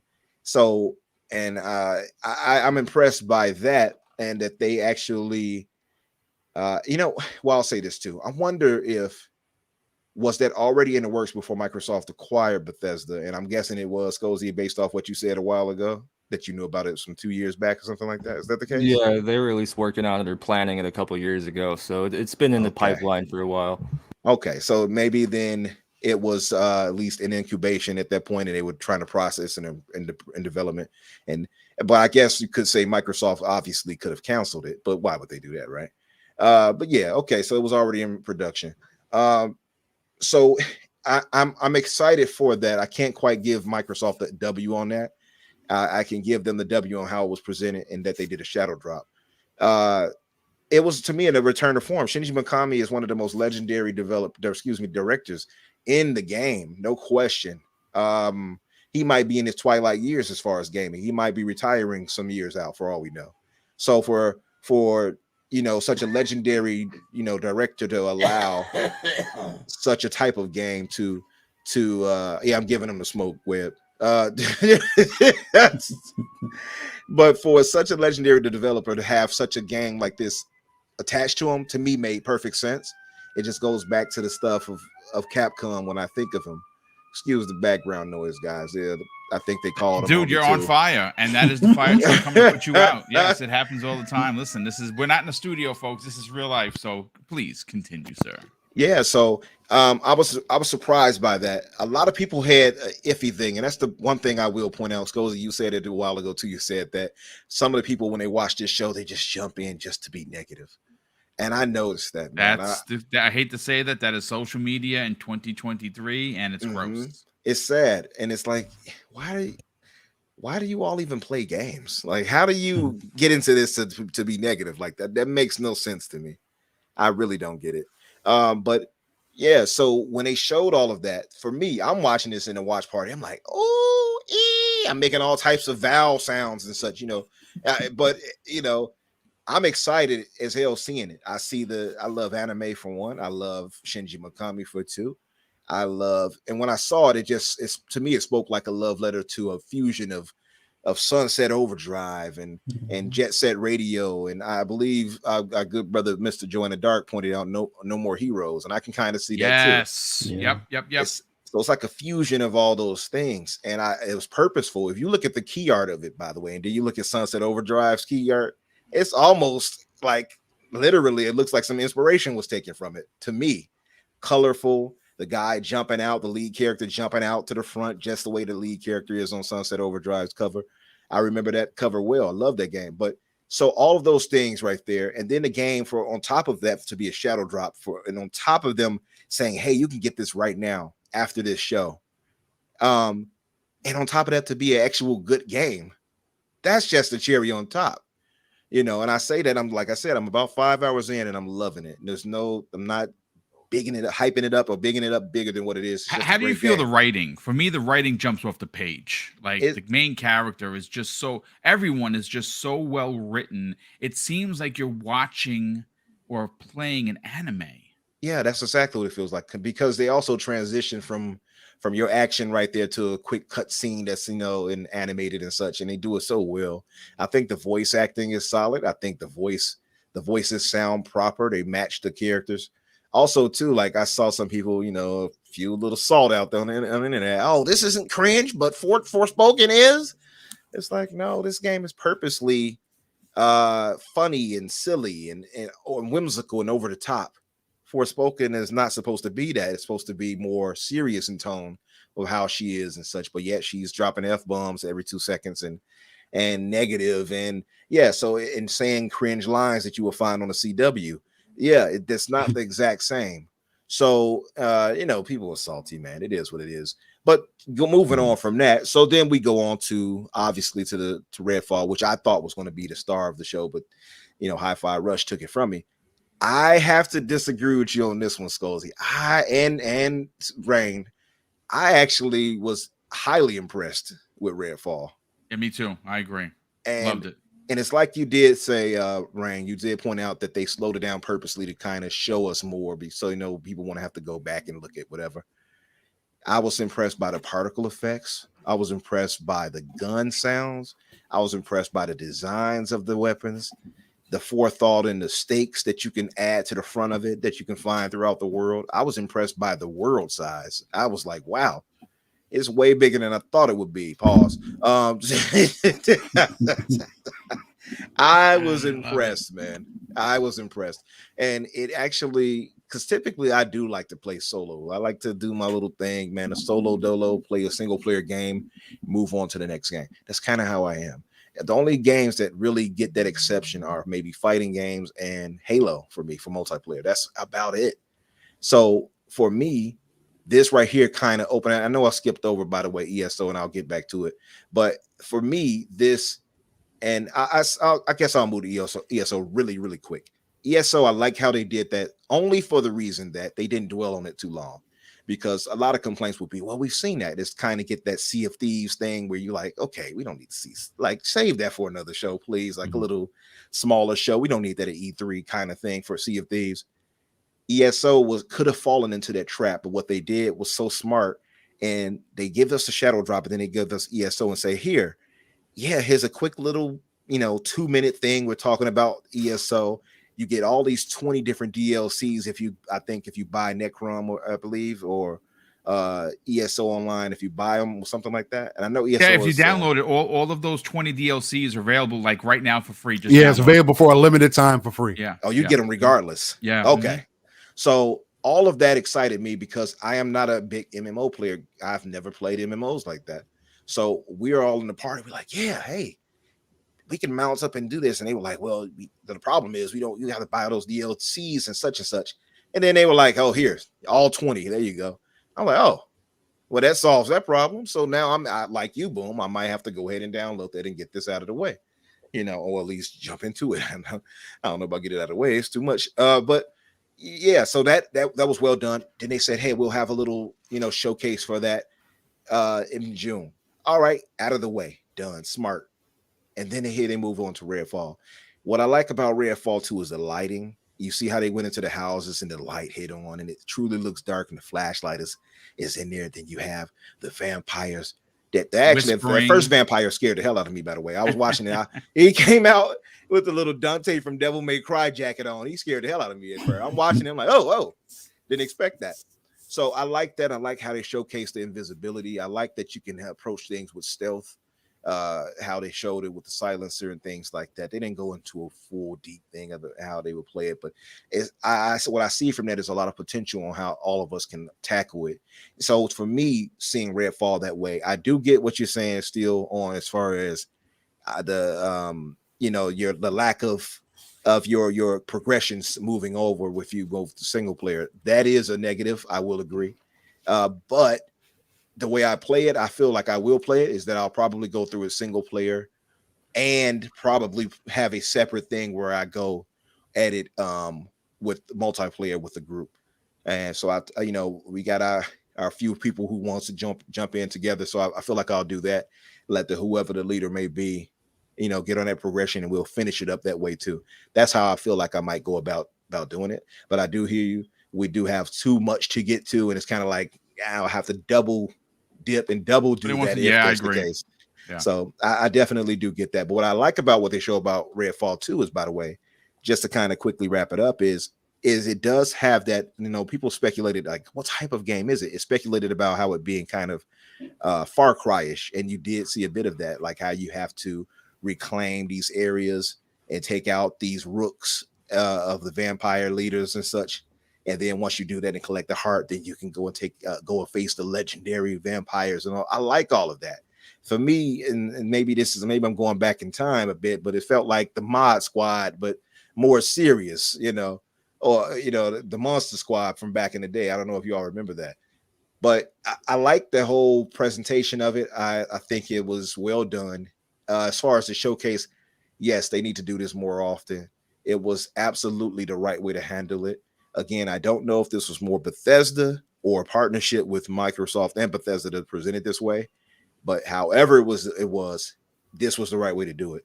And we mentioned earlier, Boom, about third party. I think third party games should have their own showcase too. If they're going to showcase it with first party, if they can do it, fine. But give us the third party. Yeah, see, abnormal status knows what I'm talking about. Wolfman has that. Yeah, so yeah. One of Mrs. Boom, one of our favorite films. The Monster Squad, classic movie. But like I say, the way they did this, for me, 9 out of 10 show. The only slight negative would be the obvious, which is Forza not having a launch date. I fully expect that to slip into the fall. And I gotta say, Boom, I still have that leaning of Starfield. I know you said I know Skulls, you and Boom are like, I don't think it'll be the fall. I'm not sure. I don't know, man. I'm thinking late June. If not, it'll probably be the fall for Starfield. And I say that because we got some of these dates. So we got April, we got May, we have what was the other one? Elder Scrolls for June. Elder Scrolls for June, Diablo for June.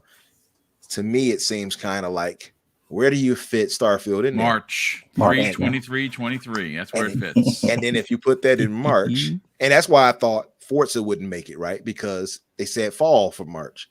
I mean, spring for Forza.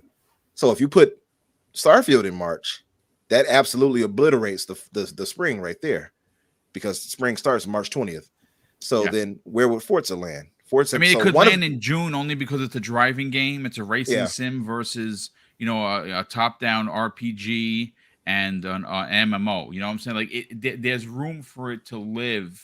And because we're in an era in gaming where, for Microsoft specifically, not for PlayStation or for Nintendo, they still have the bean counters looking at the sales of said game, because Xbox Game Pass is not concerned about the sale of the game. They're concerned about the subscription of you joining the service. They don't have to sell 8 million copies on the first 30 days to gain a profit. So I think that it could release in June. But again, like I said, I'm not going to give them the smoke just yet. The smoke is coming. Like I said in my whole rant before, I didn't promise anything. Microsoft said this is our next 12 months. They bottomed out in 2022 with hardly any releases for first party. We were expecting the first 6 months to be bombastic from start to finish. Great way to start off the campaign with Hi-Fi Rush. It's out, play it, but you got to deliver on Starfield in March, and you got to figure out a way to put. I don't want to hear, I'm worried about this one eating this one's lunch.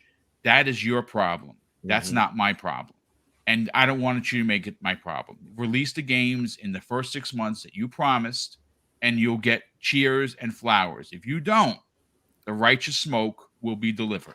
Let me ask you guys, and Stolzy, maybe you can expound more. So, somebody made a great point in the chat, and I kind of agree. Shane G, he said you got to space this content out so people don't cancel. Now, none of us hardcore are going to cancel Game Pass, Nope. right? But let me ask, does it not also fit to make more sense to space them out where you have literally every quarter covered with first-party games? Unlike anything we've had from Microsoft in years, by the way. Yeah. I'll go real quick. I mean, for me, I think it's going to double on. I'm going to double down on something that I've said before. And what Microsoft has proven is that they don't need first party games to necessarily keep you invested in the Game Pass, whether you're the hardcore or you're not. Starfield, for an example, in this case, if it did come out soon or whenever it came out, amongst the other first party games that are releasing this year, we also traditionally don't get very many first party games year over year.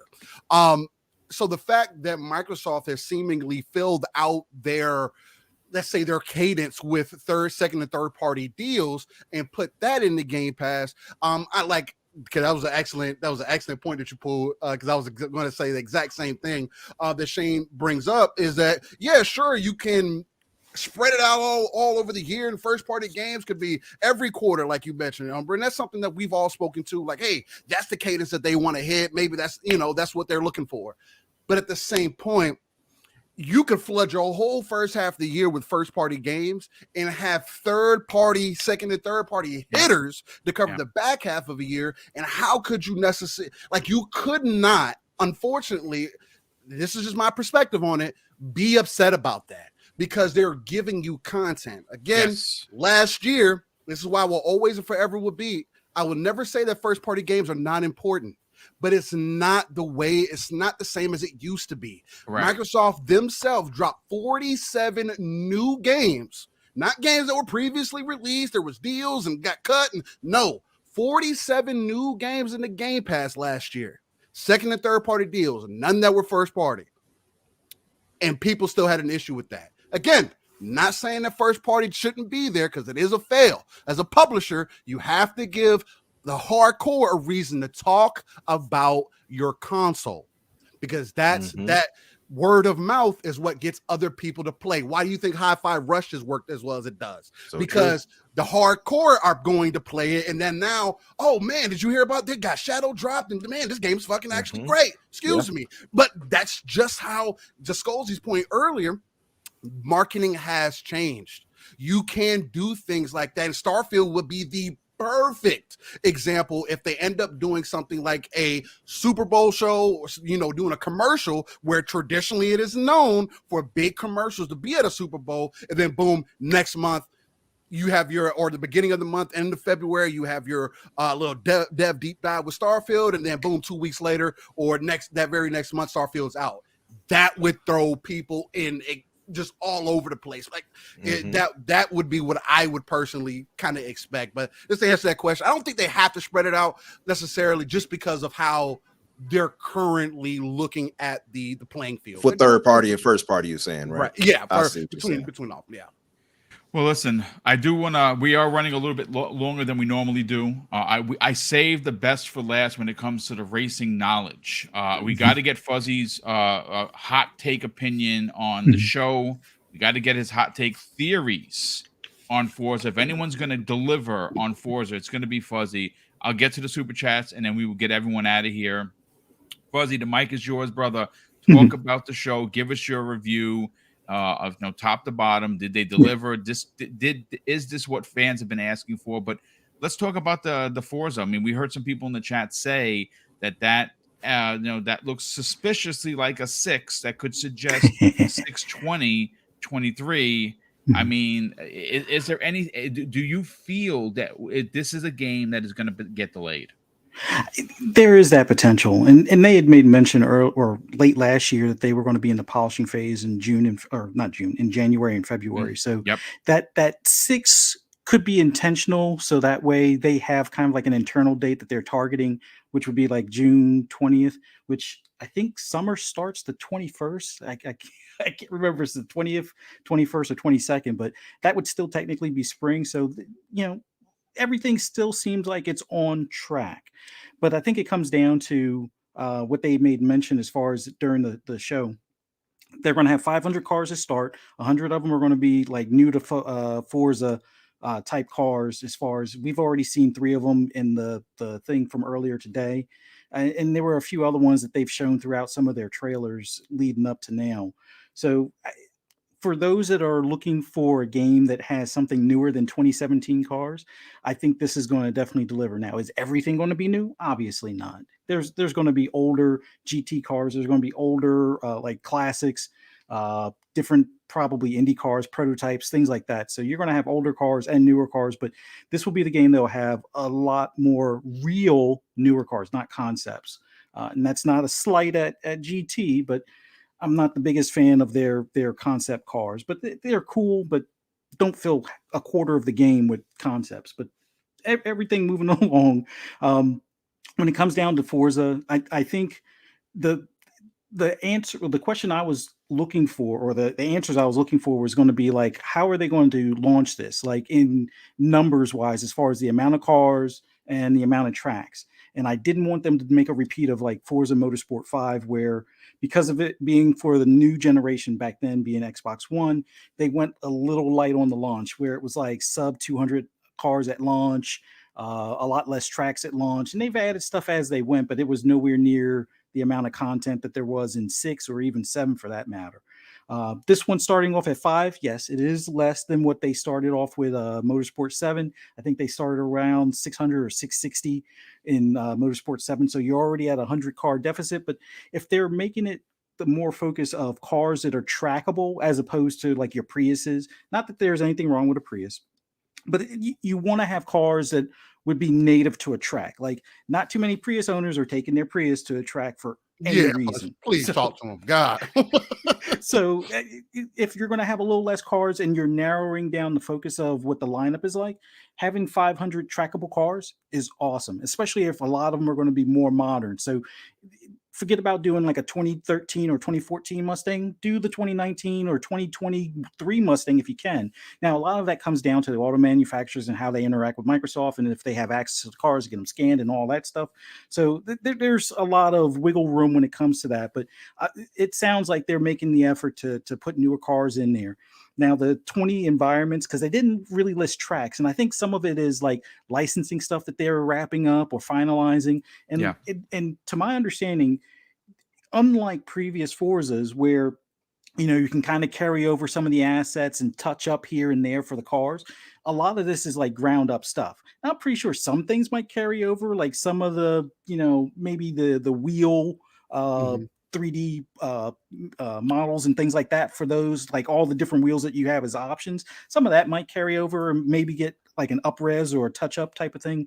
But it sounds like they're doing a lot more work and detail work on like the debris buildup, like brake dust and dirt and tar or rubber that's going to build up on the car as you progress through the race. They're even doing that with the track. So kind of like what Steele had touched on earlier, the biggest thing with racing games is that the track conditions change constantly, whether it's because of the position of the sun, the temperature of the race, whether it's raining, if it's cold, hot, whatever. The rubber buildup is going to eventually get into it. It basically makes a racing groove. And then when you step out of that groove, you're in the marbles and stuff like that. It sounds like that's going to be more of the focus. So if you're taking a lot of your previous tracks and then basically from a ground up build, making it so it has that progression and layering that it'll be able to progress throughout the time of the race. That's awesome, especially when you're going to have like time of day changes, which GT7 has that. I'm so pumped that they are going to have this in Motorsport, because the thing I really like to do is like a little mini endurance race, like 15-minute race, but I speed up the clock. So like, let's say I'm at Daytona's road course. It's like sunset when I start, but it's nighttime when I finish. And just having that progression where the first few laps, it's like daylight, and then you might have to worry about the sun in your eyes when you hit turn 3 or whatever. But as you get to the end of the race, well, now it's your headlights are on, the track lights are on, the track is a little bit cooler. So the tires you may have ran earlier might not be the ones you want to run at the end of the race, or they might actually pick up grip because of the cooling temperature. So there's a whole bunch of those things that they hinted at that have me so pumped about this. The improvement to the audio and what do you call it? Forza Horizon 5 did a big step up when they did the, ray traced audio. So when you're going through tunnels or when you're up against a wall or barriers that are close to the car, you can hear how the reverberage of the exhaust is and things along those lines, or the snap and crackle from the exhaust as far as when you lift off the gas and you have that fuel burn and that pop. So having a lot of those improvements that they're putting into this game is just going to, immerse you even that much further than, previous ones. So a lot of stuff I saw I liked. I would have liked to see a little bit more as far as, like, let's say, pit strategy. I mean, they showed it going into the pits. Yeah, there's not the active pit crew, and I know another game has that, but I'm not as worried about that as much as I want to make sure when they do this update to the tire compounds, where you may start off with a softer compound, mid race go to a harder compound for, the longevity of the race type of thing, that these things will make a difference, especially for the online racing aspect, where I might start off with hard tires and I might suck for the first few laps. But when I'm able to switch out to the softer tires when everybody else has already burned out their softer tires, I might be able to pick up laps on the back end of the race. So having those types of things like pit strategy, I'm hoping that they get more into with further Forza monthlies, which hopefully there'll be some more between now and June that focus on the game. But I think ultimately, yeah, the disappointment of not an official date stamped, yeah, it has me a little concerned. Could they slip back into fall, which is like Umbra had said earlier? The tradition is between September, October, November. That's always been where the motorsport has fallen. I won't be too upset. Yeah, they'll get my cries and moans on Twitter if they do slip into that range. But if they deliver before, like, let's say June 20th, like that drawing kind of suggests, I think we will have at least the best foundation for a next gen racing sim out there, where the only thing that they'll have to, focus on would be additional tracks, like some newer tracks or tracks that haven't been in within the series before. I know they have like 5 of them that are new to the series. There's hundreds of tracks around the world, and I forget who it was. I think it may have been either Jasper or even Steel Rain. It said on like a fun speculation show, where can you imagine in a future where almost like Flight Simulator, where the entire map has like these hand touched, or like everything is already rendered as far as tracks that already exist, and they go in and do the extra detail, kind of Yep. like what they do for Flight Sim. So maybe that could be the future of how the Could tracks very are well done. be. I'm But, sure. I'm sure that speaking to a Sobo and saying, "Listen, how did you do that?" Where we can open up the map, and again, that's going to open up the fact that there won't have to be a number for the Yeah. next game. But I this format for the developer direct was awesome. It's what we've been asking for as far as Yep. get straight to the point gameplay. Don't spend too much time on maybe necessarily the games that aren't as popular amongst the fan base, and give them their separate shows or additional information shows later on. But as far as Forza, I think now, and I know there were a lot of people saying, "Oh, it's not gameplay, it's CGI." No, that's gameplay. Because if you've played the game before, you see how it's like an improvement of what we've already seen from Motorsport 7. They've already basically just added the ray tracing, added a little bit more of the blur, so you get that better sensation of speed, which they've always been good with the sensation of speed. And you still have the camera angles that you're used to seeing as far as outside the car, or even in cockpit view and stuff like that. So I'm pretty confident that they'll be able to deliver it this year, hoping for, prior to June, or at no later than June, let's say. But if it slips, it slips. But I thoroughly enjoyed everything I saw as far as what they showed us in the developer direct. And even for I didn't have audio in the background, but the clips that I was able to see for the Forza Monthly that focused on it were top notch. And like I said, this is going to be the best foundation as far as next gen racing sim out there. It's going to take a while for GT to even catch up. Maybe we get a PC port later on that helps where they can do the ray tracing on track as well. But until then, this is going to be the new king as far as racing is concerned. So, Oh, not the new it's been king, a but king the for a while. continuing king. I was about to Yeah, say the continuing king indeed. the Listen, king has returned. Yeah, absolutely. Return of the king for sure. Listen, ladies and gentlemen, I'm going to catch up to the super chats. Been quite a few of them. Some really good comments. I was reading them, and then we would get everyone out of here. specifically regarding Scalzi TV's best beard in the business. We'll get to that in a second. Jacob Novik dropped an additional $5 super chat and says Minecraft Legends now has 2 editions, and the most expensive one is only $45 to pre-order, not $60. That's pretty dope to know. Brett Bingham drops an additional $5 super chat and says Chris Asaki said they would be sharing more details in the following months. Infinite is not the only game announced too soon. Shaking my head. Yeah, I mean, there's that. Jacob Novik drops an additional $5 super chat and says, I mean, January High Five, February question mark, March Ghostwire, April Minecraft, May Redfall, June Forza Motorsport, and July Starfield. That is in that order phenomenal. But again, Starfield being a month after their 6 months thing, I just think that it's unacceptable to have anything outside of June at this point, simply because they promised and they didn't deliver last year, and we're all as Xbox fans waiting for this year. The first half of the year that was promised to us. I'm sorry to say, you got to deliver, Microsoft. There's no excuses. There are just no excuses. Hey, Boom, let me ask you though, because like the way he put that out, like, man, think about how crazy that release schedule is for us. I agree, but Microsoft painted themselves into this corner. I agree with you, but like, how long would you feel like you would have smoke for them versus getting that game and you're into it and you're playing it? Like, you know what I mean? All these games coming out. I like I said, I'm going to be disappointed. I'm going to give them the righteous smoke that they deserve. I'm not going to pander or ponder for them. They're a $1 trillion company. You have the means. Get it done. That's it. Just get it done.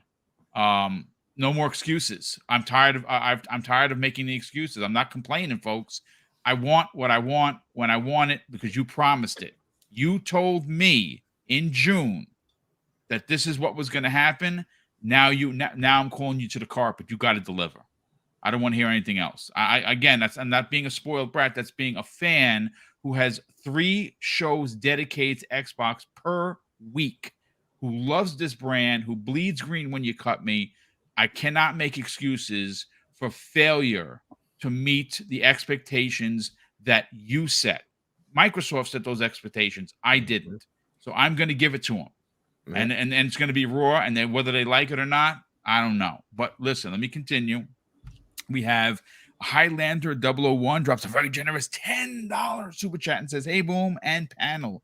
Great show from Microsoft. Hi-Fi is not for me. That's cool, but it looks amazing. Pre-ordered Redfall upgrade for $26. That is pretty dope. And the one thing the show did was show who to block on Twitter. I love it. That's good stuff. That's true. Drawn TJ drops an additional very generous $10 super chat and says the fact that they used photo mode to show gameplay is what concerns me, and I think it will release in fall. I'm talking about Forza. Loved everything else. Yeah, I hear you, brother. I know you're a big Forza dude and you're disappointed.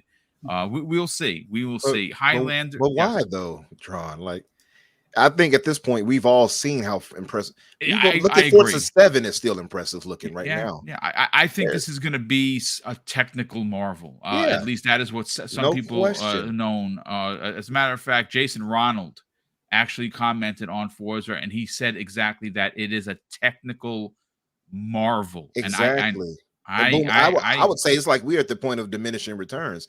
It looks so good in life. Like, how much better can it? At this point, they're gonna have to just put a chip in our head or something. We'll have to be in the game or something. I don't know. I mean, the other thing too about that is just like, I mean, just to that point, it's like there definitely is a diminishing return on that, and there's not many other games, or really any other game, that does it to the level that you have already been demonstrated. Just because they didn't show you 100% gameplay here, they did show us almost 10 minutes of gameplay prior on that Maple Valley track. Yeah. If that's not enough for you, then I don't know what else to do to sell you on Forza. Not everybody's going to love Motorsport, which is exactly why Horizon exists. Yes. And if that's not enough, then I don't know what else to do for you, because the closest thing is a Assetto Corsa, and that needs mods to look as good as it does. That from a lot of people. I'm shipping Drawn TJ a copy of GT7. That's it. But I mean, it's a valid opinion though. All love, No, brother. it's true. Some It's true. yes, Listen, we love it. We love the opinions. We love everyone coming Absolutely. over here and giving theirs, and that's why we have such an incredible chat. But let me continue, gentlemen. Let me get you guys out of here. Raiden Blade drops, who's been a channel member for over 20 months, says, "Hey, is Hi-Fi Rush 95 on Meta? Yes, it is. Xbox Era was the first publication to rate it. They gave it a 95 out of 100.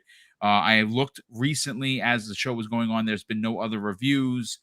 We will see what the Kotakus and the IGNs and the GameSpots, whether or not they are actual gamers and they play it and give it the review that everyone is talking about being an unbelievable game, or they'll do what they always do and dump on Try to it. But diminish their spots. we shall see. But boom. Just really quick to say, that was one point I forgot to make. Why I said it was so smart that they did with the shadow drop.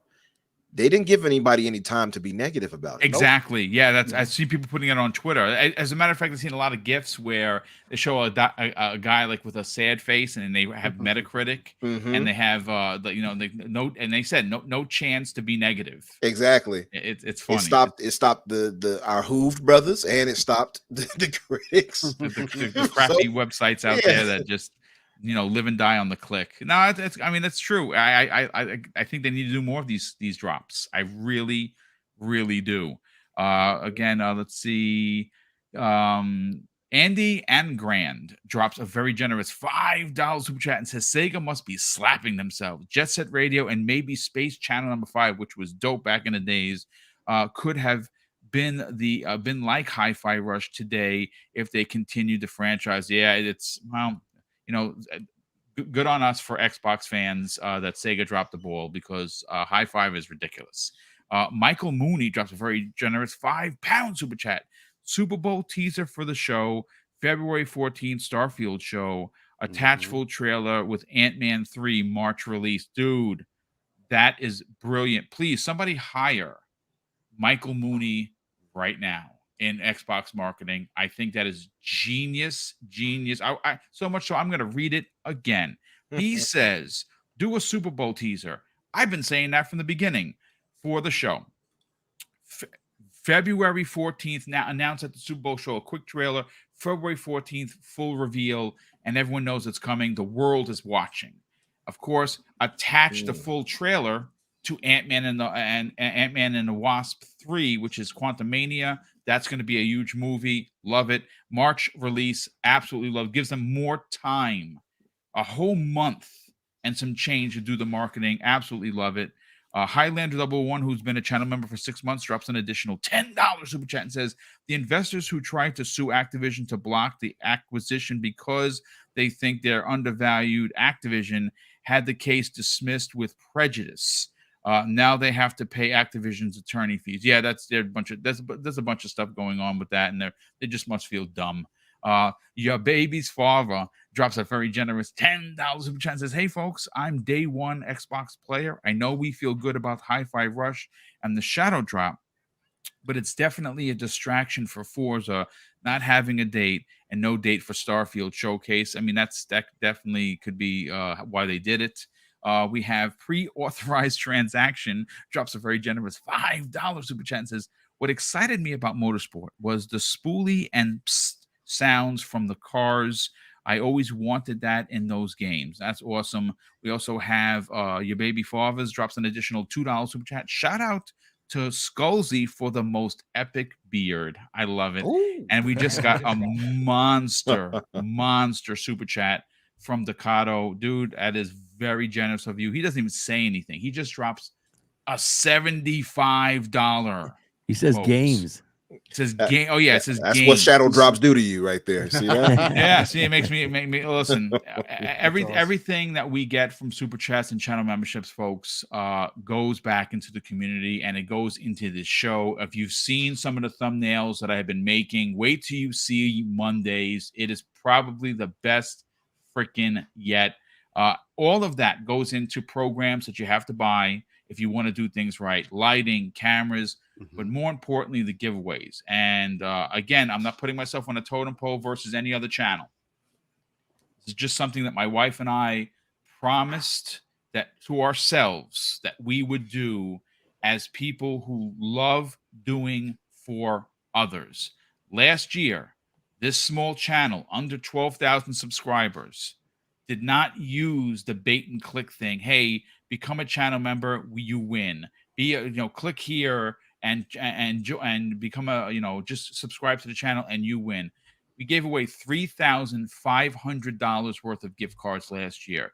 And we even took it and dialed it up to 11. And what we did that no one else does, and I have to say this because I want you to know how serious we are about paying it forward, because you can't gift games or gift cards outside of the country. We made a promise and we kept every one of them.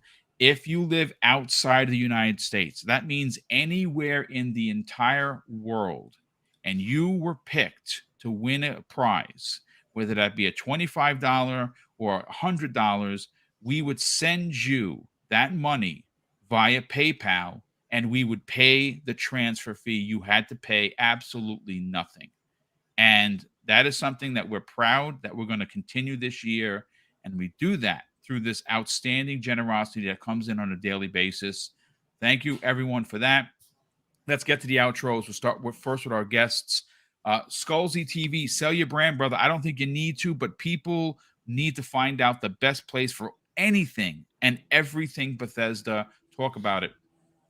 Yeah, thanks for inviting me on again. Always a great time. Always willing to join amazing panels like this. You guys are all awesome. Yeah, you guys can follow me over on youtube.com/Skullsy. I talk a lot about Bethesda stuff. I look into trademarks like Hi-Fi Rush before we even know what it is. And I'm also working on a game that's very similar to the Elder Scrolls with actually the original creators of the entire Elder Scrolls franchise. Over at Once Lost Games, we're making a game called The Wayward Realms. You can check us out at oncelostgames.com there as well. And yep, thank you for everyone for watching. It's been great. And all the wonderful, generous donations, because you guys are giving money to one of the most friendly and positive people in this business. So appreciate it. Thank you. Thank you, brother. Definitely appreciate that. Boom. Steel Rain. Yes, Boom, sir. Boom. Let me just say one thing real quick about Skullsy. His interview goes up Monday on my channel. Nice. Oh, yeah. Awesome. Get to find out about the man. Awesome. It was fun. It was fun. Yeah, I love the interviews. You get a lot of behind the scenes stuff. I can say with full heart that I was his first interview. Thank you very much, Rev Dave. There you go. Never forget your first, as they say. Pause. There you go. There we go. Steel Rain, listen, brother, we are on the hunt. And I say we because I'm going to put you and Pong on my back. And I'm going to carry you guys past 1K, folks. Listen, there's 370 people here.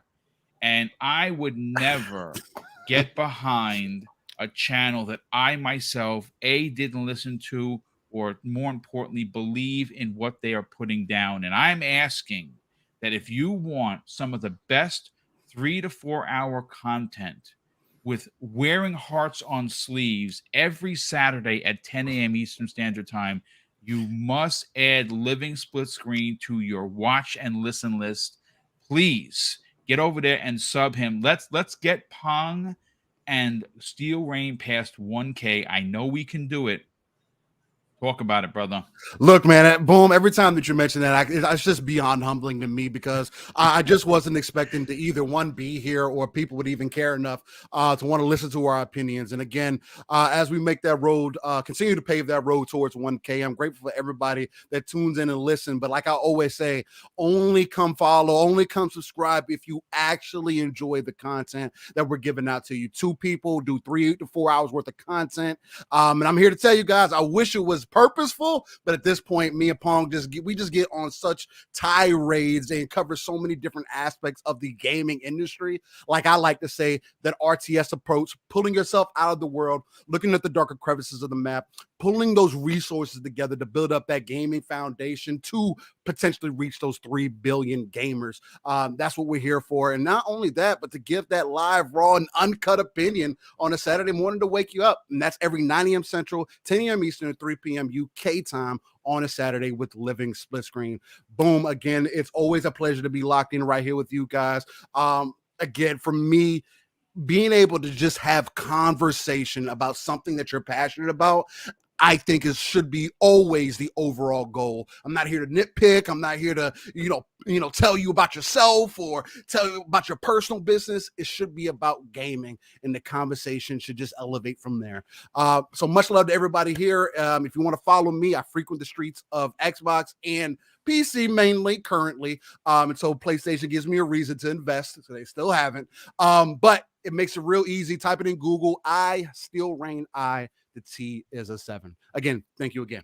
Thank you, brother. And listen, Web Dave and myself just dropped the link. They are at 725 subs. They are 275 away. There are 339 people here that may or may not be subscribed. Please do me a favor. Get over there and sub 2 of the hardest working, most honest, most passionate gamers that I know. Living split screen, 1K. Let's freaking go.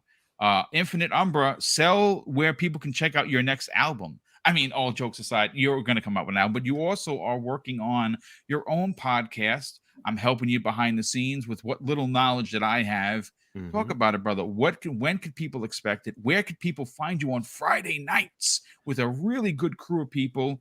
And where could people find you on social media? Well, you guys can find me on social media, of course, on Twitter, Infinite Umbra or Umbra Infinite. You'll find me either way. Fridays, of course, 7:00 Eastern for Xbox Infinite podcast. We had Fonz this week, but Fonz had a few things he had to take care of work-wise, so he can't make it. So we're actually going to try to see if we can find somebody else. So those plans are a little changed. But hold on, I might have to talk to you, Scozy. I see you right here. No, just no, I will. We will have you if you allow yourself to come to the show. Oh, of course. Okay, I'll hit you up then.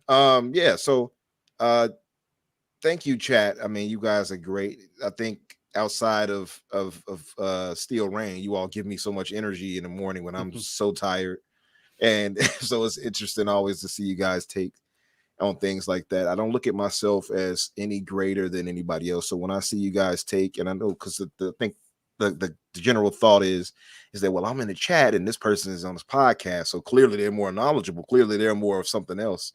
I don't think that way. I think all of us here in the community we have, and I know Boom, and I know you guys feel the same. It's all just a community thing. We're just lucky and fortunate to be here where you all will come and listen to us.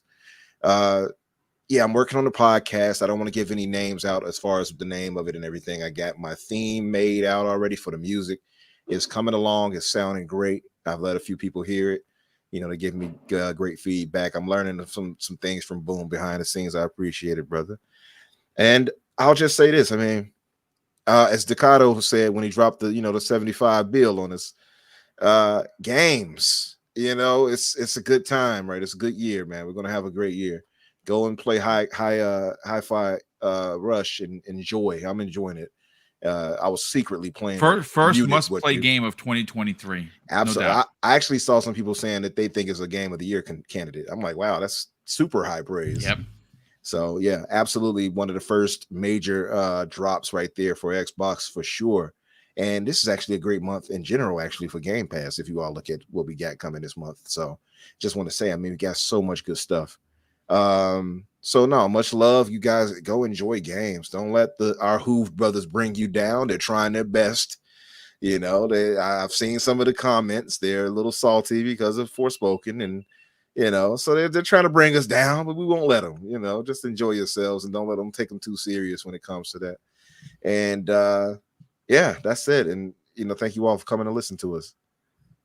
Thank you for being here, brother. Web Dave, sell your brand. Obviously, now we know the cat's out of the bag, or should I say the Skullsy TV's out of the bag. That is your next interview.